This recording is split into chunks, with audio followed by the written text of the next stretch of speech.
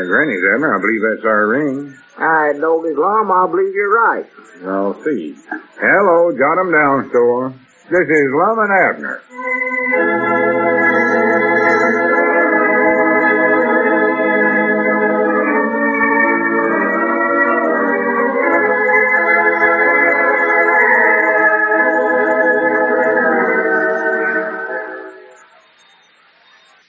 Now, let's see what's going on down in Pine Ridge. Well, when Lum returned from the county seat the other day, he was welcomed with a warrant for his arrest on a charge of embezzling public funds. And since then, he's been residing in jail under the watchful eye of Deputy Town Marshal Abner Peabody. As we look in on the little community today, we find Abner and his father bringing some clean clothes to Lum at the jailhouse. Listen. Well, here now, Papa, hand me that other bundle of clean clothes there. I can tote him into the jail all right by myself. Sure, this is all the stuff Lum wanted, though. I believe so. And you better run on back home now. Elizabeth will be waiting breakfast for you. Yeah, all right. Thought I'd like to go in and say hello to Lum first, though. Yeah, well, I don't believe you better just now, Papa. Well, I don't reckon Lum's too anxious to have visitors. More likely he hates for folks to see him in jail, you know. Just wait till he gets a little more used to it. Well, he's had a couple of days to get used to it. Yeah, but something like this takes time. Special for a feller like Lum. You know how proud he's always been.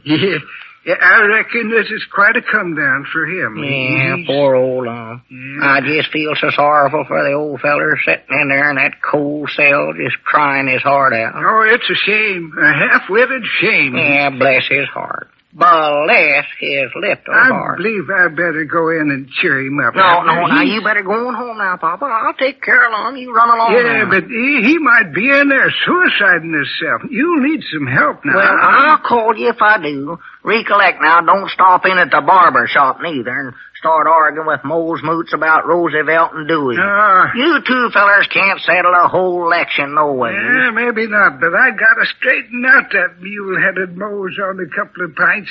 Do you know what that varmint said about... I don't care what he said about nobody, Papa. Now, you better get on home. You know how fussy Elizabeth is. She gets your breakfast all ready and you ain't there to eat it. Yeah, that's right. All right, you gotta cater to their little whims, I reckon. Well, you seen what a fuss she made when she got the victuals on the table just now. Yeah. Then I decided we better get these clean clothes down here to Lum. Yeah. Well, say hello to poor little Lum for me. Yeah. Tell him to keep her step up her plate and don't let him suicide himself. I won't. I'll see you later, Papa. I hope that poor old fella ain't suicide himself or nothing like that. Hey, Lum. All around me, Lum. and my head on a pillar of stone. Bless his heart. Oh, they take me. For the land's sake, Lum, you must be feeling awful peart this morning, singing that away. Oh, hello, Abner. Don't you know it's bad luck to be singing for breakfast? Bad luck? Yeah. You're talking to me about something bringing me bad luck. Well, that's the old saying. Sing before breakfast and it'll bring bad luck for supper. I don't know what could happen to me that would be better luck than I've already had. Well, Mr. Webster claims that when they get done with you at your trial that you'll get slapped right in a penitentiary for I don't know how long. Yeah, that's what he thinks, but you wait and see. I'll define myself at the trial, and I bound you I'll get myself cleared of the charge, too. I hope so. Even though the evidence is against me, anybody can see it I was actually doing a good thing. Yeah, but Mr. Webster thinks he's got you dead to rights, Lum. Well, don't forget, I know a thing or two about the law myself. And there's something else I know, too. I know why Mr. Webster was so happy and jolly when I slapped that $500 fine on him a while back. You do, huh? Well, he never defended himself or nothing else. And the reason was that he was just sitting there watching me walk right into a trap. A trap? Did you walk into a trap? Well, I mean, getting myself liable for this embezzlement charge he's got against me. Oh. I can see now what was going on in that varmint's mind. Yeah, that snake in the weeds. Only thing that puzzles me is how did Mr. Webster know that I was aiming on using that money from the fine to help buy that farm for Grandpap? Somebody must have told him. Uh-oh. Yeah, I reckon who in the world it could have been. Wait a minute. You never told him, did you? Huh? Him and you was knob-hobbing around together about that time. Oh, I don't think it could have been me. Hardly, Lum. 'Cause I never knowed for sure myself that that's what she's going to do. Wait a minute now. I want you to sit down here and let's discuss this further on. Exactly what did you say to him? I ain't got time to discuss that right now, Lum. I just come over here to find out what you want for breakfast. Elizabeth is going to cook you up a meal, but she wanted to find out what you'd like to have to eat. Well, I am a little hungry now that you mention it. Yeah, well, I figured you would be. I got a pencil and paper here. I oughtn't to eat much, though. Or to sort of starve myself so that I can get more suffering into my writing. You're writing? Yeah. Think I'm going to write a book, maybe. Well. Might write some others, too. I don't know. Maybe a couple of love novels and autobiographs and about some famous man or queen or something. Well, I do know. And that reminds me, I wished you'd bring me down a writing desk and another easy chair. Well, I'll see Elizabeth and see if it's all right with her, Lum. She sort of raised a ruckus yesterday when I brung that overstuffed chair out of the parlor down here for you. Well, she don't expect me to stay down here and suffer in old hard chairs, does she? Well, I don't know. When I brung that feather bed and the rug down, why, she made some kind of remark about that we ought to move down here with you. Said if I kept packing stuff off down here, why, there wouldn't be nothing left around the house for us there. Right there's the trouble with the outside world. They don't understand the hardships that I'm going through. Hardship? They don't stop to think that I'm a human just like most other people are. Well, Lum, I told you we could get a bond for you and get you bailed out of here. And I said I never wanted to get out. Yeah. I want to stay right here and suffer. I want to be known as Lum Edwards the Mortar. Mortar? Yeah, I think that's it. Something like that. Oh. Another thing I want you to get me is a telephone in my cell, Abner. Yeah, well, I spoke to them about that, Lum, and they said them things are awful hard to get nowadays, and they said they'd put you on a waiting list, though. Well, maybe you can bring me down a radio. Radio? Yeah, I'd sort of like to keep up with the war news, have some contacts with the outside world. Yeah, well, maybe you better just make out a list of all the things you want, Lum. I can get it all done at once. I spent all yesterday running backwards and forwards twixt my house and down here, toting stuff for you. Well, I don't want to make myself no bother to you. Well, no, I don't mind to do it, but I was just thinking if you made out a list, why, it'd just save me a heap of running around, you know. Yeah, I'll do that. I believe it's a good idea. Granny's, if I've got to be a martyr, I want to suffer in comfort. Yeah, well, I don't blame you now. I tell you, Lum, I just get to feeling terrible thinking about you being in jail this way. Well, don't feel that way. Oh, it's awful. Whilst I am suffering a lot, you made things as comfort as could be. Well, I've tried, Lum.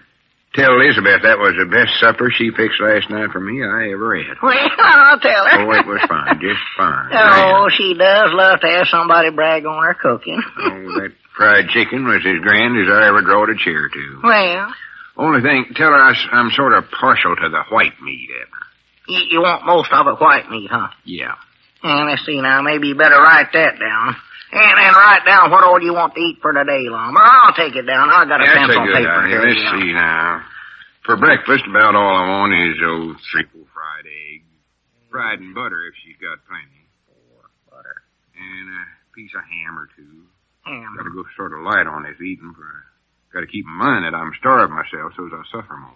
How about some corn cakes, Lum? She makes them good. Yeah. A few of them would be good. And molasses. Oh. You might throw in a few hot biscuits and preserves or jelly or whatever she's got open. I don't want to make myself no bother. You're still on breakfast, are you? Yeah. Oh. Better have some hot coffee, too. Yeah. And cake, some kind. Just a small piece. Now then, for dinner, cake. I don't want much. That'll be a good meal to starve myself on. Well, now, Lum, you don't want to overdo this starving now. I got to do it, though, Abner. Got to suffer. What have you got in the smokehouse now? Oh, I see. Well, Elizabeth butchered a while back, so you can have just about anything you want, I reckon. Got some sausage and spare ribs and backbone. Wait a minute. Spare ribs and backbone. If there's anything I love, that's it. Well. And if she's got any more of that sauerkraut left, she might put a sprinkling of that in there. Oh, she's got plenty of sauerkraut. A whole barrel of it she's made up. But I believe I hear her tell Papa to go out and catch up a duck or a turkey for dinner. Well, they're both good. If she's already started fixing it, might have her send along a plate of that with the dressing and all, too. Yeah. Instead of the spare ribs and backbone, huh? Well, no, I just thought if she'd already started, she might just send a little bit along, too. Oh. Well, now, let's see, what kind of vegetables? How about some potatoes? Yeah. baked sweet potatoes and black-eyed peas. Yeah.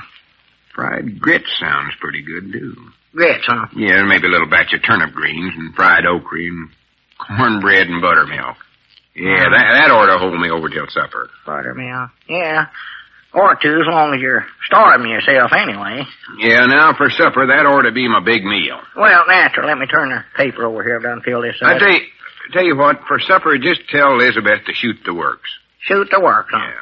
Only one thing I would like to request, if it ain't too much bother. Oh, no, it's no bother at all. And that's a good big piece of apple pie. Well, all right, apple pie. Yeah, with a big hunk of cheese thrown on the side there. Uh-huh. And about 2 dippers of ice cream on top of it. Ice cream? Yeah. I better call up Ed Beckley down at the drugstore first, then. He's been sort of low on ice cream lately. Yeah, better do that. Yeah. Find out right away. Or wait a minute, though. I believe I've changed my mind. Just leave off the ice cream.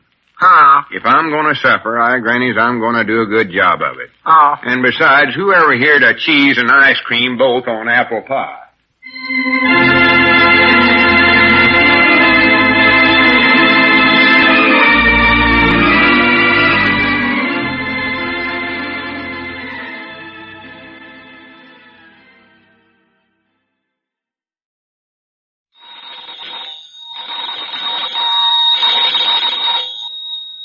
Granny's, Abner, I believe that's our ring. Aye, Doggy's Lum, I believe you're right. I'll see. Hello, jot 'em down, store. This is Lum and Abner.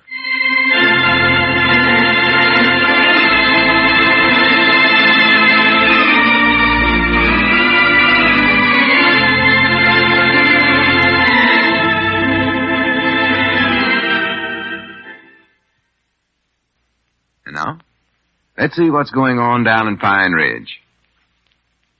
Well, Lum is resting peacefully in jail, awaiting his trial on the embezzlement charge which Mr. Webster has brought against him. Lum's suffering has been eased somewhat by all the furniture and knickknacks which Abner has brought him, and all the food that the town folks have prepared for him. As we look in on the little community today, we find Abner in the office of the jail. Cedric has just entered. Listen. Well, for the land's sake, Cedric, come on in. I never figured you'd be down here. I was aiming on seeing Mr. Lum. Yeah, well, that's all right. You can see Lum. He's back there in his cell. Hey, what you got in the box, Cedric? Oh, nothing. Nothing? Can Mr. Lum come outside and see me for a minute? Why, of course not. He's in jail. And he'll be here till his trial comes up. Oh, well, maybe I better come back some other time then. Well, no, you can see Lum now, Cedric. There ain't nobody else visiting him. He'll be proud to see you. Well, trouble Come on. I'll take you in there to him. Have you got something in the box there for Lum? Well, sort of. It's a cake, I think. A cake? Yes, Mom. Well, that's thoughty of you, Cedric. Did your mama make it? Yes, Mom. Well, I just hope we can find a place to set it there in Lum's cell. Getting pretty crowded in there, all this stuff that everybody in town's been bringing down here to him. Has other folks been bringing him stuff? Oh, Lord, yes, Cedric. Getting to look just like a ladies' aid bake sale in there. Poor old Lum. Is Mr. Lum suffering pretty good? Oh, just something wonderful, Cedric. Here he was aiming on being a martyr and starving himself, but now with all that food around, he can't even do that. Oh, that's sad. Oh, it is. Just a minute. Hey, Lum, here's another visitor come to see you. Oh, well, good. Who is it? Hey, it's Cedric. Hey, he brung you a present, too. Come on, Cedric, we'll go right on in there. Well, don't you have to unlock it first? No, that's too much of a nuisance. Just have to keep unlocked it all day long for visitors. Come on now, we go in. Right in here. Howdy, Cedric. Come on in. Hey, sit down if you can find room. Well, I can't stay. I just come over to bring you this. Oh, well, much obliged. What's in it? He said it's a cake, Lum. So good, I hope it's a chocolate cake. I do love chocolate cake. That's my favorite, right? Well, Granny, look at that, Abner. Frosting a half-inch thick about you. Oh, that does look good, don't it? Hey, what happened to it on the side there, Cedric? Looked like you drop-kicked it over here instead of carrying it. Yes, Mom, I reckon it does, I think. Yeah, I believe I'll just dive right into that now and have a piece. Yeah, don't blame me. I'll get you a knife, Lum. No, don't eat it now. Cedric, what's the matter? Don't yell. Scare a man half to death. What's the matter anyway? Well, just don't eat it now. Well, you brung it over for Lum to eat, didn't you? Yes, Mom. Well, here, what are you acting so peculiar for? Look at me, Cedric. I believe I'll just have a piece of that cake myself. No, not you, Mr. Abner. No, Cedric, Mom. stop hollering. You want to fight me into a Norris breakup? No, Mom, but I don't want you to cut that cake, neither. Now, listen here, Cedric. I'm deputy town marshal, and I'm running this jail. If I want a piece of that cake, Abner, stop fussing. If Cedric don't want you to cut it, don't do it. Don't look a gift horse in the face. Of all. I'll look at Cedric if I want to. I'm the law around here. I know you are, and that's the trouble. Trouble? Yes, Mom. Maybe I'd better bring the cake some other time. Why, no, that's silly, Cedric. You've done brung it over here. Why, sure. I appreciate it. I want you to tell your Mama it was awful thoughty of her to bake it up for me. So you just leave it there, and I'll eat a great big piece of it for supper. All right, but be sure and be by yourself when you eat it. Doggy, if that ain't the selfishest thing I ever heard of. Abner, hush up. Well, I like cake, Lum. Thanks again for the cake, Cedric. You're a good boy. He's a stingy boy, if you want my old opinion. Drop in again when you can, Cedric, and bring me another cake if you want to. Yes, Mama. I think one ought to do it, though. I'll see you later, Mr. Lum. Yeah, so long, Cedric. So long, stingy. Abner, you're too old to be fussing with a young'un like Cedric. Well, you heard him say he never wanted me to have none of that cake. Well, he's a little peculiar about such things. Never wanted me to eat none right now, neither. I think he's just so bashful he didn't want us to eat it in front of him. Brag on it and all. Well, I don't get just eat some of it now, then. He's going long. No, I ain't hungry now. Well, a minute ago you wanted some. I just said that to show Cedric I appreciate it. Well, I want some of it. I'm hungry. I've had so much cake in the last couple of days, I'm losing interest in it. Yeah, well, I'll say one thing. Folks have sure been good about bringing you victuals down here. Oh, yeah. You know, it takes something like this for a feller to find out how many real honest-to-goodness friends he's got. I'm almost glad all these troubles had come on me. Yeah, well, you sure have had your share of troubles, I'll say that. Never rains but what it pours, looks like. Yeah, but a feller can stand to let it pour as long as his friends bring him umbrellas and protection against the elements. You can have thunder roaring over your head and lightning cracking all around you, but if you've got friends... Has some lightning rod salesman been in here trying to sell you a batch of lightning rods? Of course not. Can't get them things nowadays, no way. No, I was just talking about folks coming by to cheer me up and all the food the women folks had fixed up for me. Oh, yeah, it has been nice. I just sitting here looking around. I don't believe you ever will be able to eat all this stuff long. I know it. Don't just look at that big Angel Foods cake there. Now, whoever brung that sure must be a real friend. No, sir, now there's where you're wrong, Abner. Huh? Sister Simpson brung that. He's mighty thoughty of her, too, but he can't measure friendship by the size of the cake they bring. You can't, huh? Just help a little, I believe. No. Actual, the nicest gift I've got was that plate of cornbread cracklings the Widow Jessup brung me. I thought you never cared for cornbread and crackling. Ordinary, I don't. Ordinary. But I ate the whole plate of them and enjoyed them something wonderful because I knowed the sacrifice the widow'd made in bringing them. Oh. See, it's the spirit behind the gift. Yeah, well, I hadn't thought of it just that way, I don't believe. Oh, I tell you, this has gave me a good chance to find out who my real friends are. Yeah. There's some folks I thought was my friends won't even speak to me now that I'm in jail and going to be put on trial for embezzlement. Oh, that reminds me too, Lum. I called up to find out when your trial's going to be, and it ain't been set yet.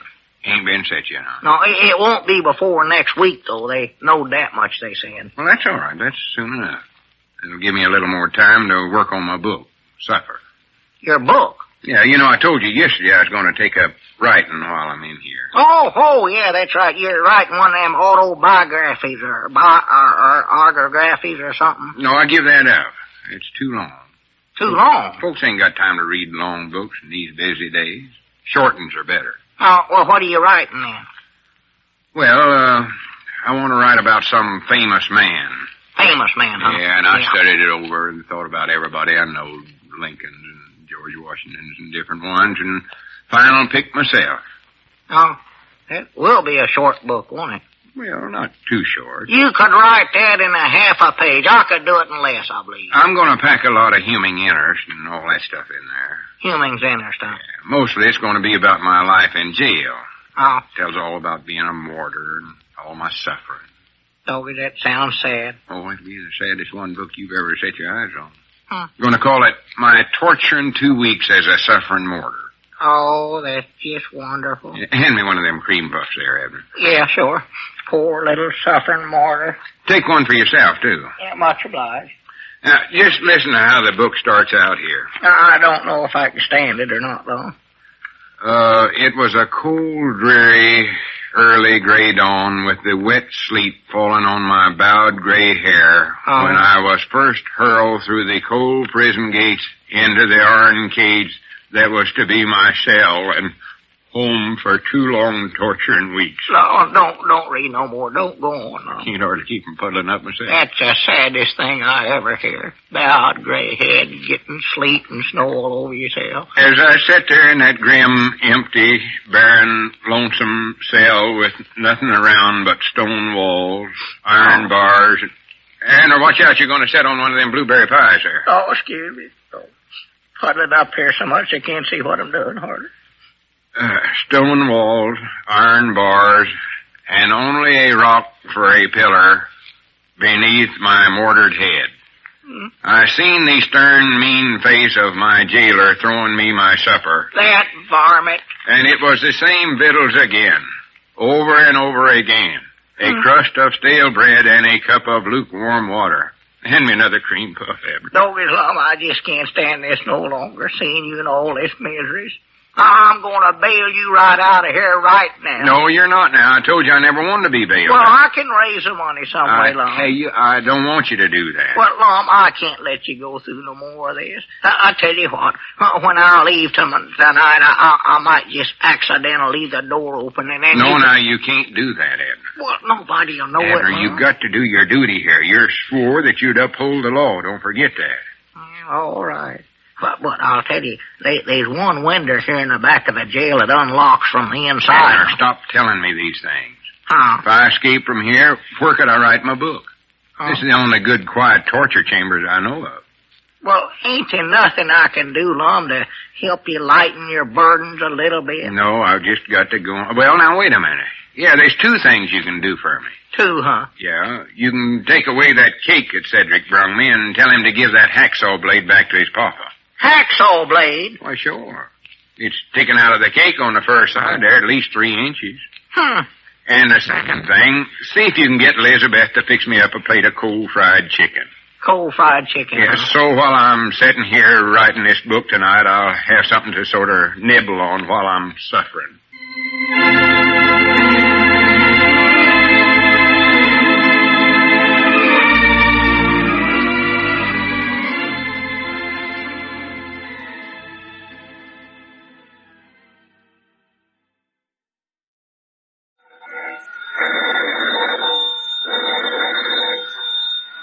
Granny's, Abner. I believe that's our ring. All right, Doggy Lum, I believe you're right. I'll see. Hello, jot 'em down, store. This is Lum and Abner.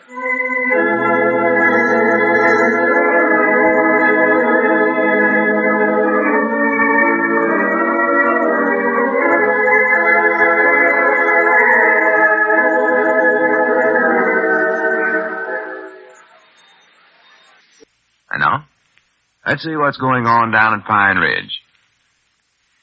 Well, while Lum reposes in jail awaiting his trial, he started to write a book revolving about his experiences in prison. His cell filled with furniture, gifts, and food, the author daily pens another chapter in the story of his great martyrdom. As we look in on the little community today, we find Deputy Town Marshal Abner in the jail office talking on the phone to Grandpap Spears, who is now helping out at the Jot 'em Down store. Well, Grandpap, you know where the coal oil's at. It's right back of the stove where we always keep it. Well, look again, you'll find it.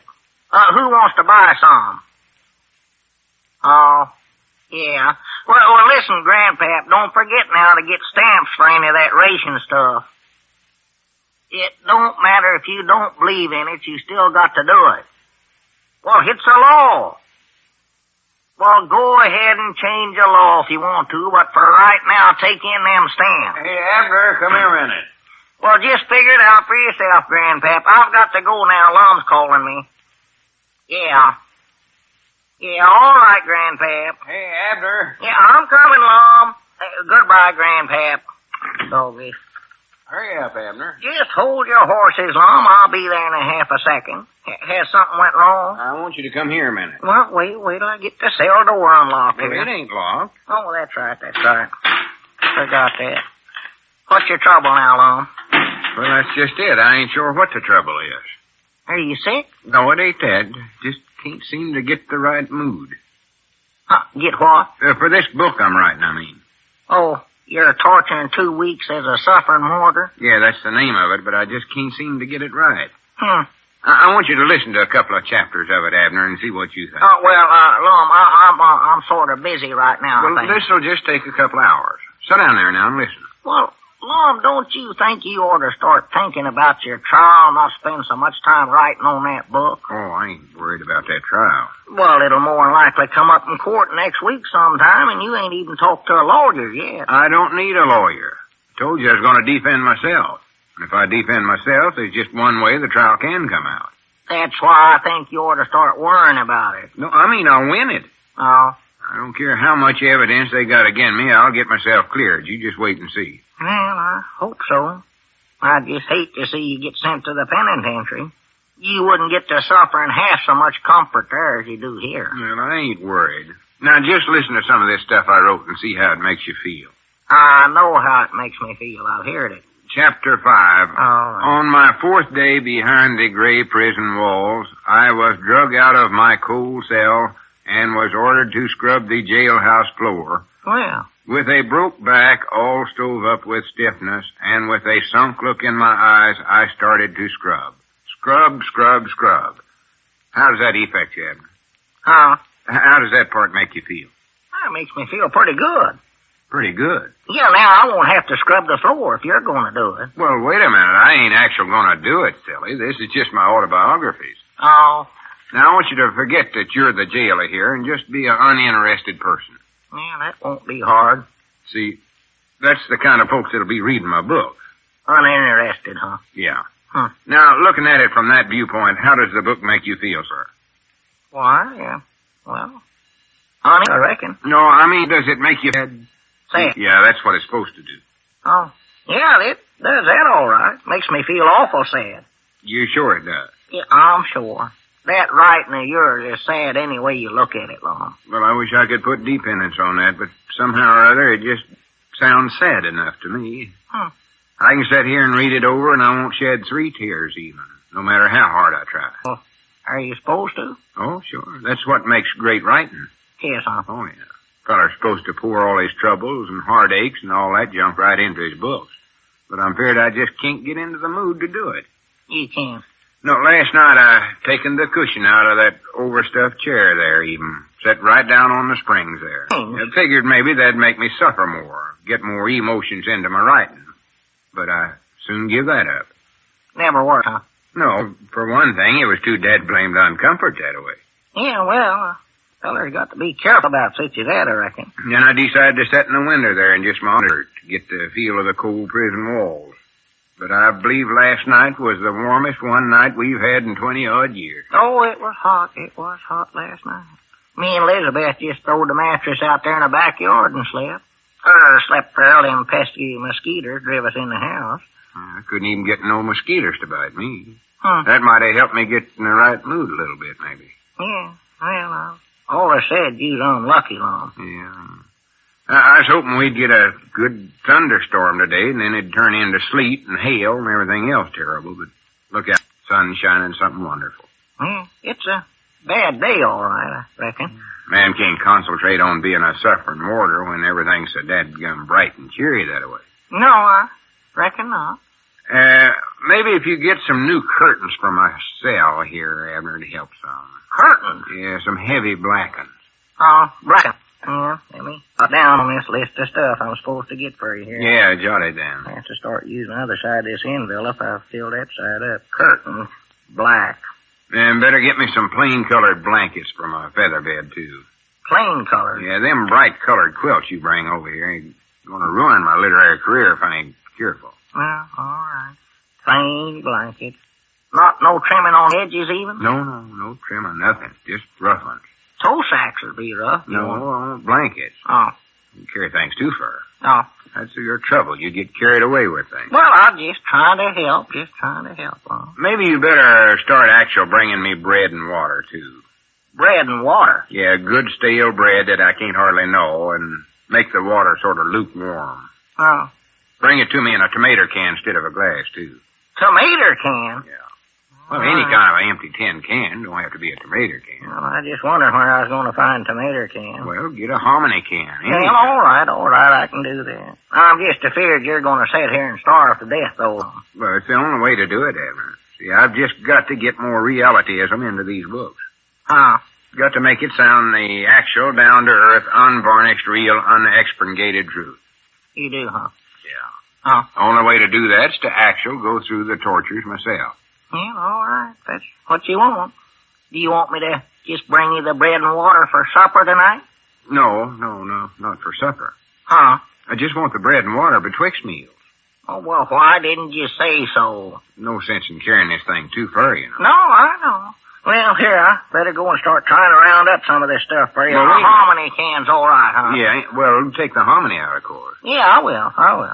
Wait a minute, I want to read some more of my book and get your opinion on it. Well, Lum, you're the one that's supposed to suffer, not me. Now, just keep them smart remarks to yourself. Oh? Don't forget how sensitive us authors are. Yeah, huh? Least little thing hurts our feelings something wonderful. Well, Sensitive. I'm sorry for Lum, but I just ain't got time, Lum, to sit around here listening to you read that sad junk to me all day. I got other things to do. Well, all right, I won't read no more now, then. Good. That's the way you feel about it. But there is a couple of other things I want you to do for me. I'll be proud to get anything for you I can. What is it you want? Well, do you see that rock on the floor? Rock? In the corner there. How'd that thing get in here? I bring it in myself when you was up to the store for a while this morning. You can't throw nothing that big, Lum, 'cause you'd get mad at somebody. I never brung it in here to throw it at nobody. You see, you was gone, you left the jail door open, and I went out there and got it. Oh. Yeah, well, I sort of leave it open when I'm gone that way. I'm always feared that fire break out in here and trap you in here. But what are you aiming on doing with that rock? I'm going to use it to help me get realityism into my writing. Who? Realityism. Now, I want you to lay down on the floor there and put your head on it. On that rock? Well, that'll hurt. Abner, if you'll do this one thing, I'll promise not to read you no more of my book. All right, Doggy, that's it. Just put my head on the rock, huh? Yeah, that's right. Get right down. Oh, wait a minute. Don't bend over and put your head on it. Lay down on the floor. Lay down? Why, sure. For the land. That's right. Now, that's the time. Now, tell me just exactly how does that feel? It hurts. I know, but describe it in details. I can't just write it hurts. Well, that's the only way I know how to describe it. It hurts my head laying it on a rock. That's all there is to it. All right. You can get up again. Get up. Lord, I knowed you wouldn't be much help to me. It's like the only way a feller can find out these things is to do them myself. Come on, get up. Well, I am. Doggy, that was sort of stiff. Now, Am I done? Yeah, you're done. Good. Now, there's one other thing I want you to do. Huh? See, the next chapter is going to be all about how I break out of jail and hide out in the swamps while the bloodhounds are hot on my trail. Bloodhounds? Yeah. They'll be hot today if they're on your trail, as hot a weather it is. Well, I want you to get hold of some real vicious bloodhounds for me. Now, Lum, that's dangerous. I ain't gonna let you do that. I've got to, Abner. It's the only way I can write down the true sensations of a hunted criminal. Yeah, but Lum, you get some After bloodhounds. you get the bloodhounds, I want you to take my shoes, and then I want you to get Cedric in his car tonight, and we'll head out for the swamps. Swamp? Yeah, you'll have to drive, Abner. Well, why can't Cedric drive? Well, after Cedric puts on my shoes, he'll have all he can do running to keep ahead of them bloodhounds. Cedric will? I thought you was gonna do that. Me? Yeah. No, I've got to sit there in the car and watch Cedric so as I can write down how it feels to be chased by bloodhounds. Trouble with you, Abner, is you don't understand what us authors have to go...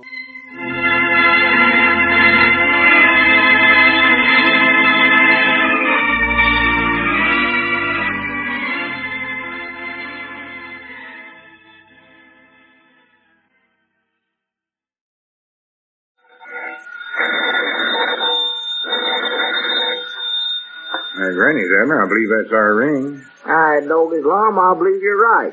I'll see. Hello, jot 'em down, store. This is Lum and Abner.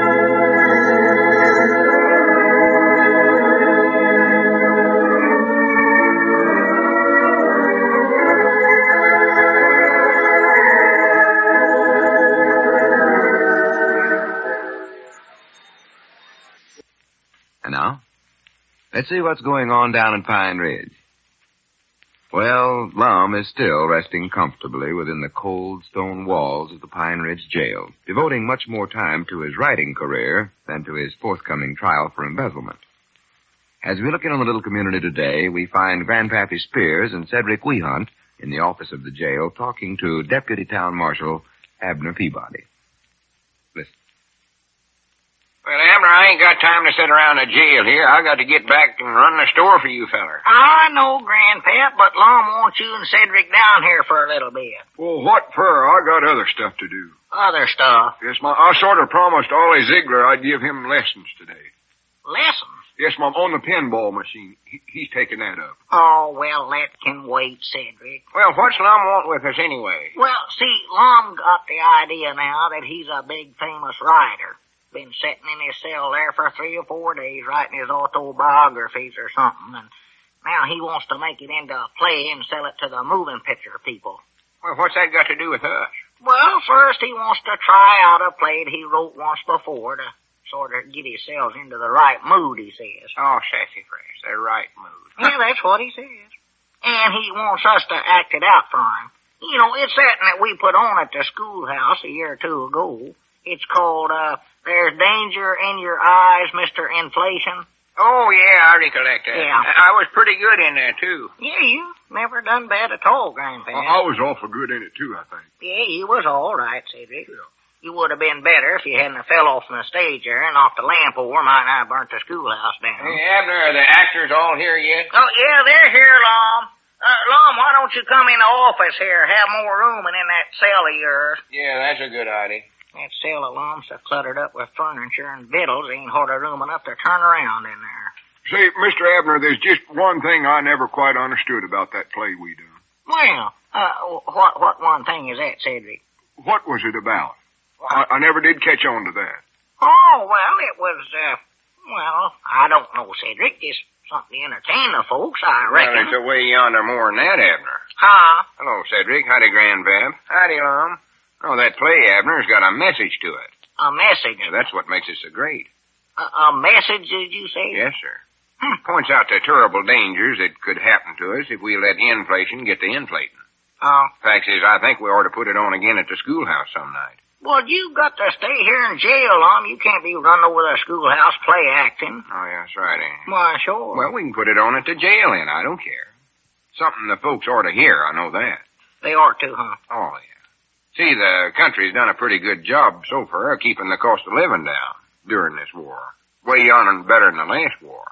Well, what do we need your play for, then? I'm coming to that. Oh, well, come on. See, now that things is going better over there in Europe, why, there's some folks that thinks we ought to get shut of stealing prices and get higher wages and all that. But that's where they're wrong, because the danger of inflating is even bigger today.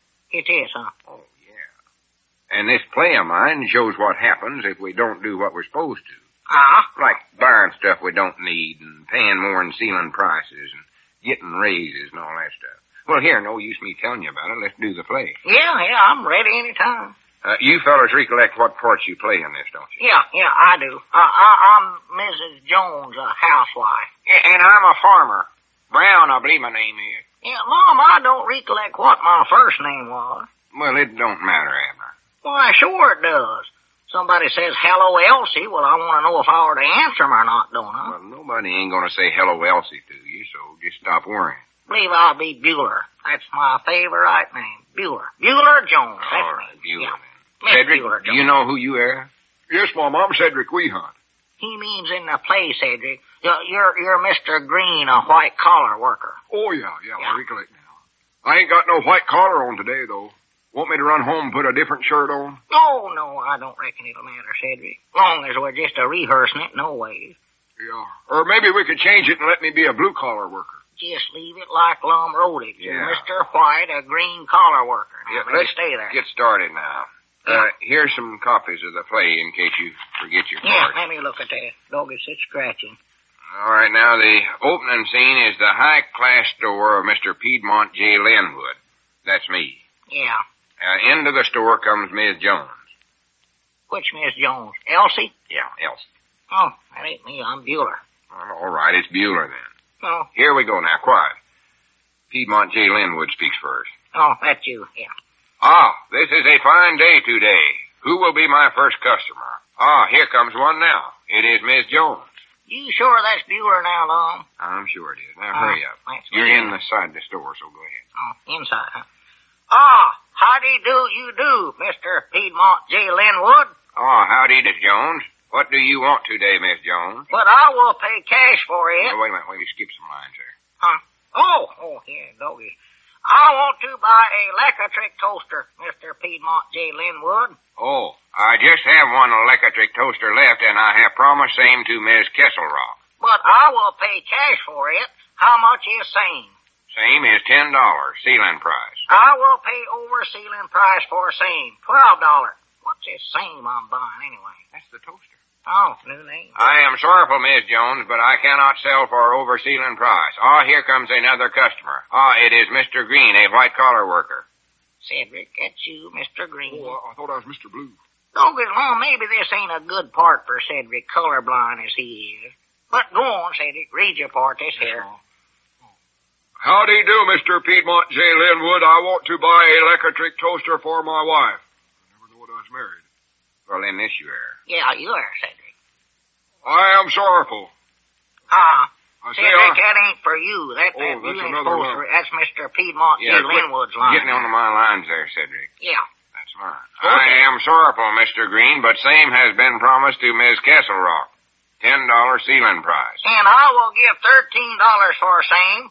Bogus, I went up $1 there. I will give $15 for him. I will give $25. Oh, me love, what's this toaster made out of anyway, Don? I will give $30 for same.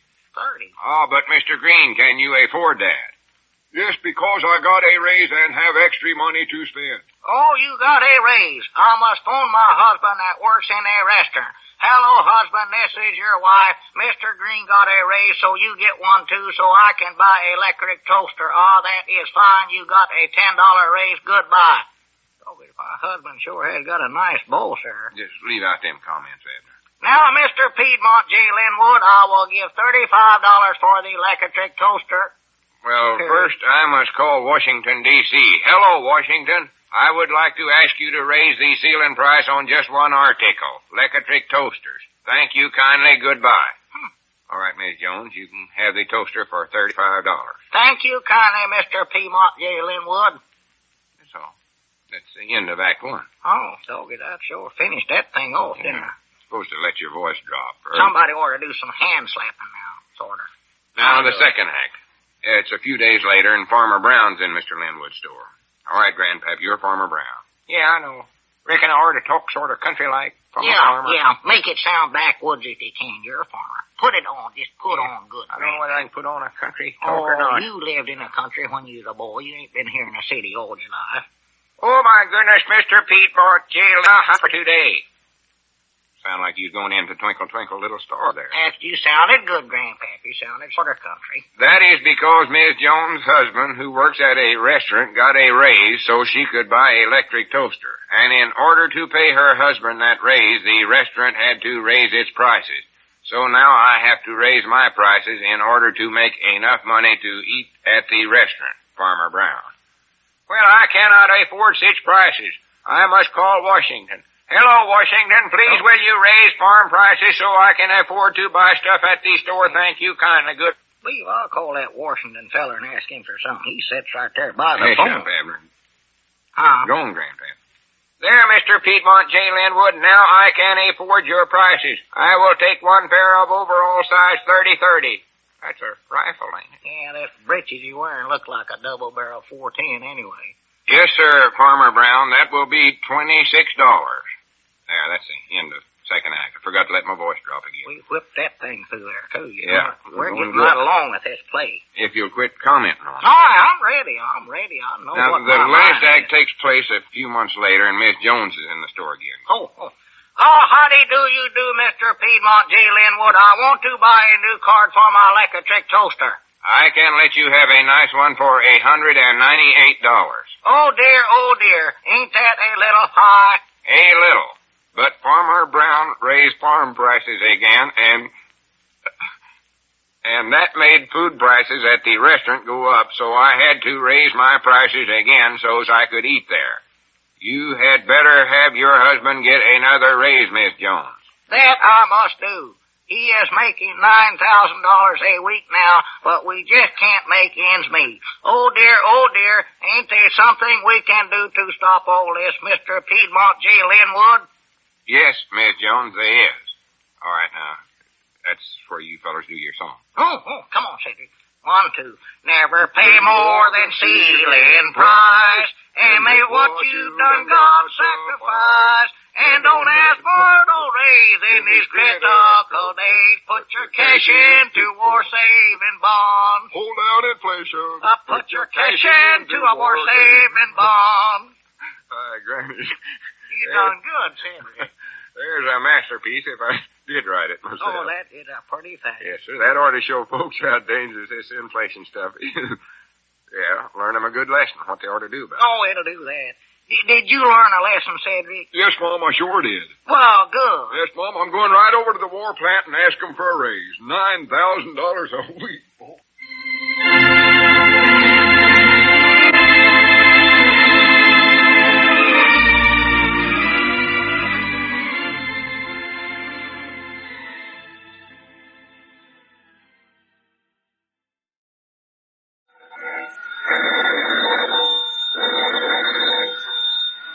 Granny's, Abner, I believe that's our ring. I told his Lum, I believe you're right.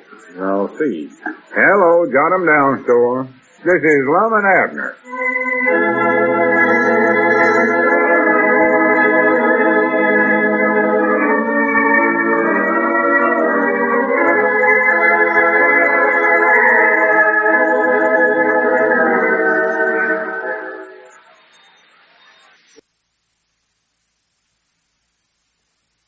Now, let's see what's going on down in Pine Ridge.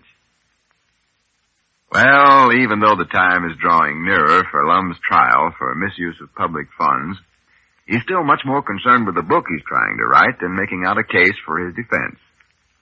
As we look in on the little community today, we find Abner just entering Lum's cell. Hey, Lum, I got some news for you. Oh, howdy, Abner. You're just in time. I want to read you something. Now, listen, Lum, if that's some more of your book... You'll enjoy this, though, Abner. I'm going pretty good now. Yeah, but I got something important to tell you, It can wait. Just listen to this. Oh, my goodness. As the treacherous baying bloodhounds growed closer in on my trail, I gathered up what little strength I had left and clumb up into a sycamore tree, but it was no use. The bloodhound soon spied my striped prison suit. You ain't got on one of them striped suits. In the book I have.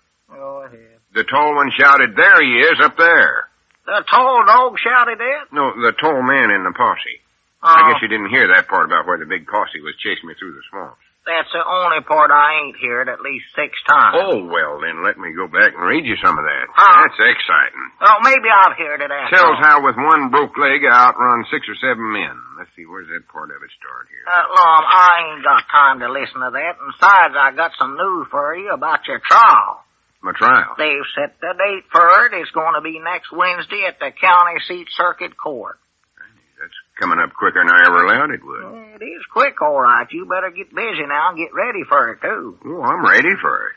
I got a couple of speeches in mind I'm going to give to the jury that'll sway 'em clean over to my side. Yeah, now, Lum, you'll have to admit now that they've got a lot of evidence against you. Yeah, but I'm going to base my case on sentiments. I'm going to show 'em that I was doing the right thing, even though it might have been against the law a little bit. I'll tug at their heartstrings, that's what I'll do. Tug at 'em, huh? I'll win 'em over with my oratories. I'll have 'em sitting there in the jury box crying for me like a batch of babies. They'll feel so sorrowful for me. Your speeches ain't that bad, Lum. I've heard some of them. No, I want 'em to feel sorrowful for me, though. Oh, well, See, that's I'm good. going to work on their sympathetics. I'm going to read 'em a few chapters of my book. I don't know. I wouldn't do that now. They'll convict you just as sure as the world just to get even with you. Listen, Abner, when I get done talking, nobody's going to convict me of nothing. I ain't worried about a thing. I know you ain't, but I think you ought to be, Lum. Squire Skimp says embezzlement's a serious charge. Well, I know it is. And I still think you ought to get yourself a lawyer, and a good one, too. Abner, I told you 1,000 or 100 times I don't need no lawyer. Not as smart as I am about legal stuff.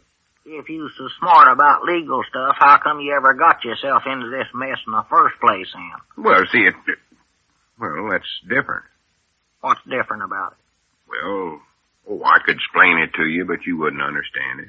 I wouldn't. I couldn't break it down into little enough words for you. Well, look, Lum, I'm going to take you into the county seat tomorrow, 'cause they want you there early Wednesday morning, and I was just thinking that'd give us time to look around and hire you a good lawyer while we're there. Abner, I wish you'd forget about that. I've made up my mind that I'm going to defend myself, and that's that. Well, your trial's going to be here awful quick. Don't forget that, huh? I know it. You told me. My only regrets is that I won't have my book done in time for it. Your book? Yeah. Oh. I was just thinking that'd be a good place to sell a few copies of it. Have Cedric stand out in the lobby there and sell them to the crowds. What crowd? The crowds that come to see my trial, natural. Won't be a crowd there, huh? Oh, yeah, folks will come from miles around to see a big famous author getting tried. Yeah, I'll more than likely hold up the trial 3 or 4 days just giving out autographs there. Well, nobody knows you're a famous author yet, Lum. That's right, ain't it? Why, of course not.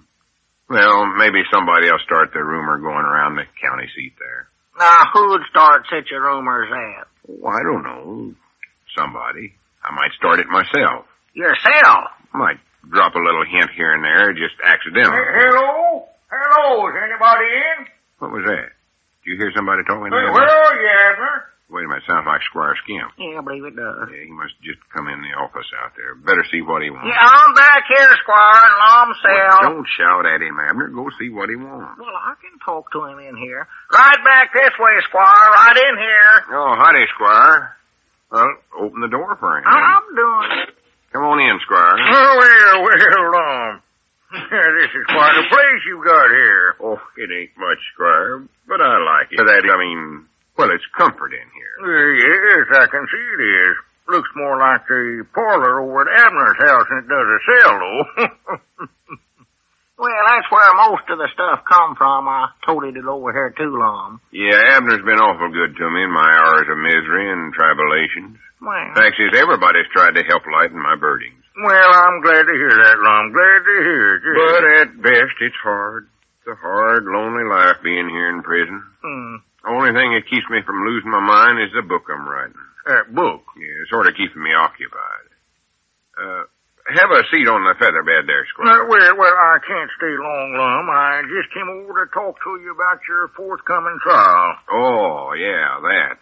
It's coming up Wednesday, they tell me. Yes, I heard that. And now, Lum, purely out of the goodness of my heart, I'd like to offer my services as an attorney and defend you in the trial, absolutely free, except for the usual charge, of course. Well, that's awful thoughty of you, Squire, but I've done got a lawyer. Gonna defend myself. You are? Well, now, do you think that's wise, Lum? You know, you're gonna need some expert legal representation to ever get out of the charge that they've got against you. Oh, I can handle it all right, I think. Well, I don't believe you realize just how serious this is, Lum. They've got an airtight case against you. And it's going to take nothing short of a miracle to keep you out of penitentiary, too. You actually think that, Squire? I know it, Lum. I've looked into this case pretty thoroughly. And while I hate to say this, but I'm just afraid that you're a doomed man, Lum. However, I'm still willing to take up your defense.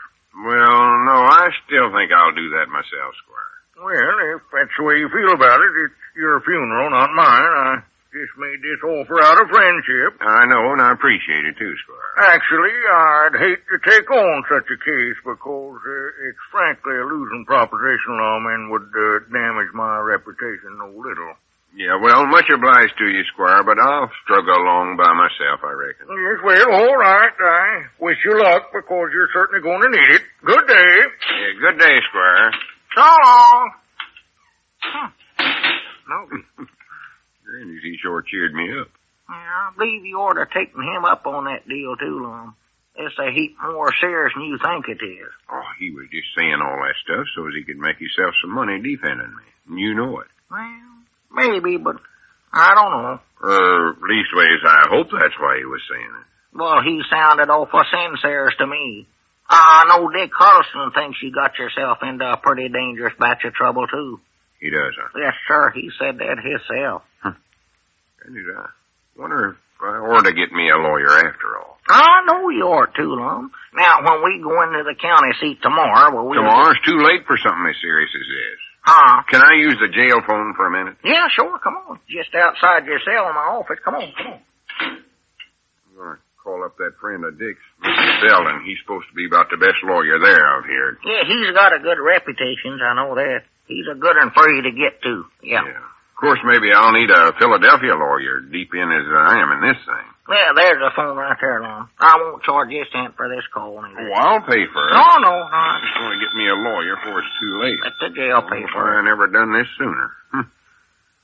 Well, I've been trying to get you to do it, and you just sit there writing that sad book all the time. Yeah, I oughtn't have monkeyed around with all that pretty... hello, Mamie? Wished he hadn't. Listen, Mamie, this is Lum Edders. Would have had to listen to it. Yeah, well, don't start asking me how me and Abner and everybody's feeling. Just get hold of Mr. D.W. Belden at the county seat quick as you can. Yeah, that's right, and hurry. How much you reckon Mr. Belden will charge for this, Lum? Oh, I don't know, but whatever it is, I'm willing to pay it. I know that. I don't want to go to no penitentiary. Well, I don't blame you. Don't reckon they'd give you the electric chairs, do you? Abner, don't say such things. Don't even think them. Well, I don't think they would. Hardly. Might not get nothing more than a life term. Oh, Abner, just stop thinking. You're getting me so... Wait a minute. Hello? Hello, Mr. Belden? Hey, read that book. This is Lum Edders in Pine Ridge. I'm a friend of Dick Huddleston's. Bloodhound. Yeah, well... I'm being brung up in court Wednesday for embezzlement and... He's run 4,000 miles. Oh, Dick told you about it. Well, I was wondering if you'd take the case. Oh, I see. Too busy, huh? Uh-huh. You don't think what? Huh? Not even a little chance? Uh-oh. If he feared he'll ruin his reputations too long. Yeah, well, much obliged, Mr. Belden. Wait a minute, Lum. Maybe his partner will take it. Oh, say, Mr. Belden, that partner of yours, I forget his name, reckon he might take the case? Belden. Everybody there. Belden, Oh. and Belden. Oh, I see. Uh-huh. Junior. Well, much obliged anyway. Goodbye. He won't take it neither, huh? No. Too busy, too. I think they're just all feared they'll ruin their reputations taking on such a losing case. Yeah. Well, looks like, my feller, you can get to defend you after all as you, Lum. Me? Yeah. Oh, no, I ain't taking on this case. Huh? Don't forget, I got a reputation to think about, too.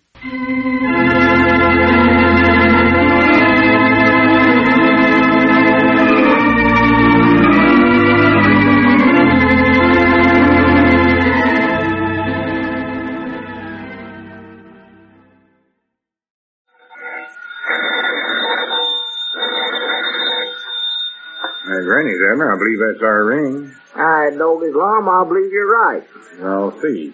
Hello, jot 'em down, store. This is Lum and Abner.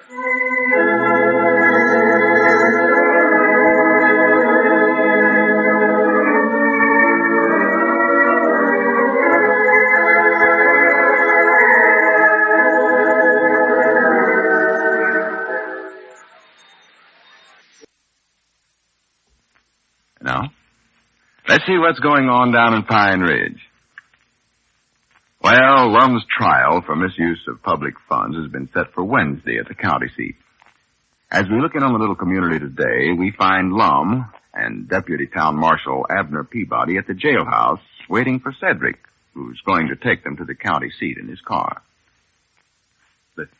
Look out the window again, Abner, and see if you can see Cedric coming. Lum, I just now looked out the window. He'll be here. He's got to pick up Grandpappy Spears first. Well, I wished he'd hurry up. Getting Norris sitting here waiting. I'd hate to be late for my own trial. Well, I don't see what you're so anxious to get to the county seat for anyway, Lum. You might not be coming back out here, you know. Abner, I wished you'd stop saying things like that. Well, I just meant that you might not be coming back for quite a while, Lum. That's better. Sure, 10 or 15 years you come Abner, walking in here. Now, just stop that. They ain't going to convict me of that embezzlement charge. I'll tell you that right now. I'll talk my way out of that somehow. Well, I hope you do. I just hate to think of you sitting there at penitentiary with a ball and chain wrapped around your leg or... Oh, for pity's sake, Abner, stop talking that way. I ain't going to no penitentiary. I don't think. Why, of course you ain't. Hardly. And if I was, you'd be a fine one to have around to cheer me up. I'll say that for you. Well, thank you, Lum. I would be, I know. That's one thing about me. I can always think of just the right thing to say to make a feller feel better. Yeah, you sure can. Oh, yeah. You can cheer a feller up to where you'll go right out and suicide yourself. Huh? Jeez, I wish Cedric and Grandpap would hurry up. Well, Lum, we got all day to get to the county seat. That trial don't start till tomorrow morning. I know, but I want to get out of town before the crowd starts gathering. Well, what crowd? Oh, you know, everybody in town will be down here to the jailhouse to see me leave. They will, huh? Yeah, I'd give anything if I didn't have to go through that. Well, Lum, I don't think there'll be no crowd down here. There ain't a soul out in front there now. They ain't, huh? No. Well, they will be here. Well, I don't know how they'd even know about it. I ain't told nobody that you was leaving except Cedric and Grandpap, and they're going with us. Yeah, but people find out about things like this. Don't take 'em long, seems like. Well, who are all these people? Oh, everybody. All my friends will be down here feeling sorrowful for me. Oh. All trying to think of something to say to me to make me feel better. All is saying the wrong thing, of course. Yeah, I know. They're bad about that. It's too bad folks ain't like me. Thoughty and tack off what they say. And when they say goodbye to you, it sounds like they never expect to see you again. Yeah, well, they mean well, old Lum. Oh, I know they do, Sure. Abner. They mean well. Folks have been awful good to me since I've been in jail. Yeah. That's just the trouble. They've been too good. It's kind of embarrassing almost. That's why I hate to go through all these goodbyes. Yeah. Well, it's a hard thing to go through, all right. I've tried to tell folks that I ain't sorrowful for what I've done.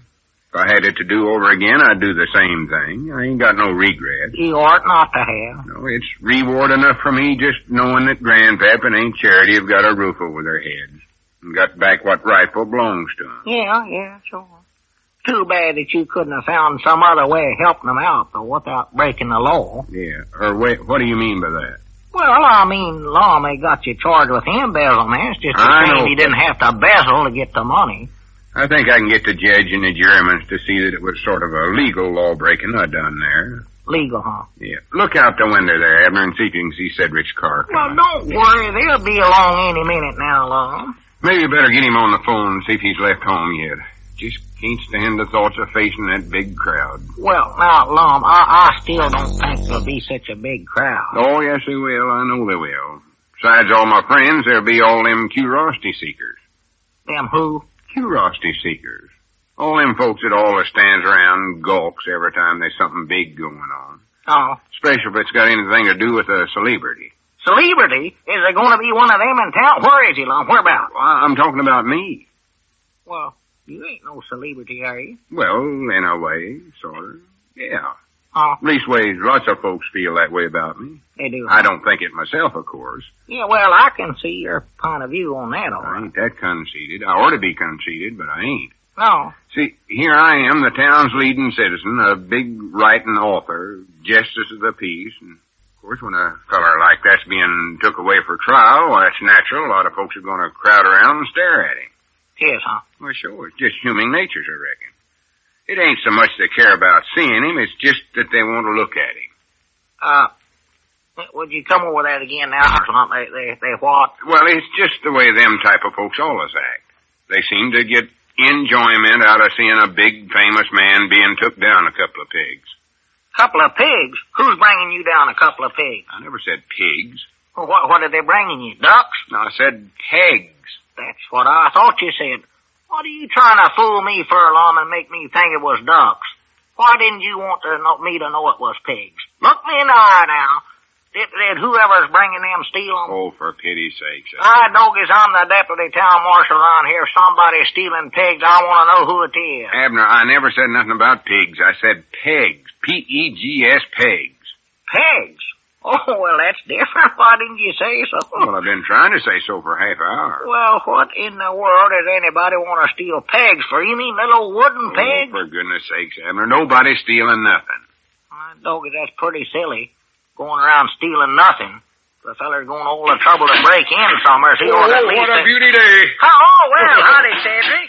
Is Grandpap with you? Yes, Mom, he's coming in. Well. Hi, Mr. Lum. Hello, Cedric. Did you have a hard time getting through the crowd? Mom. I don't much believe the crowd's gathered yet, Lum. Is your car all ready for the trip, Cedric? Yes, Mom. Mama packed a picnic lunch for us, too. Well. Peanut butter sandwiches and everything. Well, Boy, we're going to have a good time. Yeah, I packed a few lunch goods myself. Some cold sweet potatoes and some canned Yeah, goods. howdy. Oh, howdy, Grandpap. Is everybody ready for the pigeon-toed trip? Yeah, we're all set, I believe. Well, say, I got some good news. I was lucky enough to get some films from a Kodak from Ed Beckley down at the drugstore. Well, good for you, Cedric. I figured we might want to do some Kodaking on the way. Oh, yeah. Stop and take some pictures, too. Sure. Be nice to get some pictures to remember Lum by. Just a minute. I wish you fellas would recollect we're going to my trial. We know it, Lum. Yeah, but you're acting more like we're going on some excursion. This is a serious matter. Don't forget that. Well, we ain't forgetting it, Lum. Going to the penitentiary, to the courthouse for a trial is serious. Cedric, did you bring along a jug of lemonade like I told you? Oh, yes, Mom. Good. I love lemonade. I brought a thermostat full of coffee, too. Well, good, Grandpap. Good for you. Doggy, I just wished I'd have thought to have Elizabeth make us up a batch of popcorn balls. Popcorn balls? Oh, they're the nicest thing in the world to nibble on while you're riding along looking at the scenery. I just love them things. Well, I'm glad you never thought about it. Oh, she makes them good, Lum. It'd be a fine thing, wouldn't it? A doomed man riding to his trial chewing on a popcorn ball. Oh, yeah, I love them. Abner, you ain't got the right altitude about these things. Well, I'm sorrowful if I said the wrong thing, Lum. See, we just all sort of got to talking about it and planned on trying to make this trip as nice for you as we could. We just sort of wanted to cheer you up, sort of a farewell party, you might call it. Well, that's thoughty of you, but looks to me Special like... since it might be your last trip over that Well, road now, for a while. there you go again. From now on, I wish you'd just leave off trying to cheer me up. I appreciate it and all that, but I believe it'd be a heap easier on me to just suffer. Well, Lum, I want you to know that we're your true friends. We're gonna stick by you right to when they clang that penitentiary door on you. We'll be right with you. Yes, sir, Lum. There's something I want to tell you, too. I weren't aiming to bring it up now, but, well, I feel like a low-down critter over this whole deal. Oh, Grandpap. Well, I do, because You it ought was not to. on account of me and Charity that Lum got in this trouble in the first place. Well, now, don't feel that way, Grandpap. Well, I do, though. If anybody ought to be going on trial, it ought to be me. And I aim to tell that to the whole court, too. That's our time, Grandpap. Be nice if you could get convicted, too, and go with Lum to keep him company. Well, we'll figure all that out when we get there. Just don't worry none about this, Grandpap, because what I done for the principle of the thing. And I'd do it over again, too. Now, come on, we better get started so I don't have to fight my way through that dead-gum crowd. Yeah, well, all right. Might as well, I reckon. Come on, Cedric. See, Lum don't want to have everybody staring at him and all that, you know. Mom? Lum don't want folks to stare at him, Cedric. The big crowd, you know. I think it might be a good idea, Cedric, if you sort of head out of town on that little side road, go by the Whiznut place out there. Yeah. Instead of taking the main highway. Yeah, that's a good idea. That'll get away from some of the crowd. Oh, yeah, won't be nobody see you on that back road there, Lum. That's And a good another idea. thing we might do, you fellers all go out the front way there and get in the car and then drive around to the back of the jail and then I'll sort of sneak in the car that way. Cover myself up good. All right, Doggies, that's a good idea. We can just go out there and get the car and go around the back door. Yeah, we'll do that. Of course, I reckon they'll find me anyways. Oh, well, we'll fool them, Lum. Come on, Cedric. Let's go, Grandpap. Yeah, I'm ready. Open the door, Cedric. Yes, Mom. Yeah, be careful the crowd don't crush you, Grandpap. Yeah, I will. Well, we'll see you later, Lum. Yeah. Hey, Mr. Abner. There ain't no crowd out here. I know it, Cedric. Well, let's go tell Mr. Lum he can come out the front door then. No, now, Cedric. Let's drive around to the back door and pick him up. He asks anything about it, why, tell him everybody in town was standing out in front. It'd just break his heart if he knowed that nobody come down here to see him all.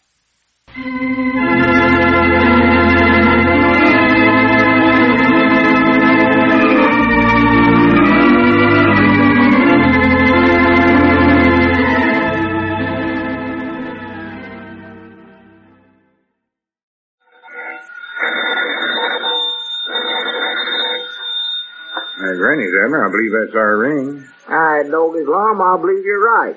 I'll see. Hello, jot 'em down, store. This is Lum and Abner.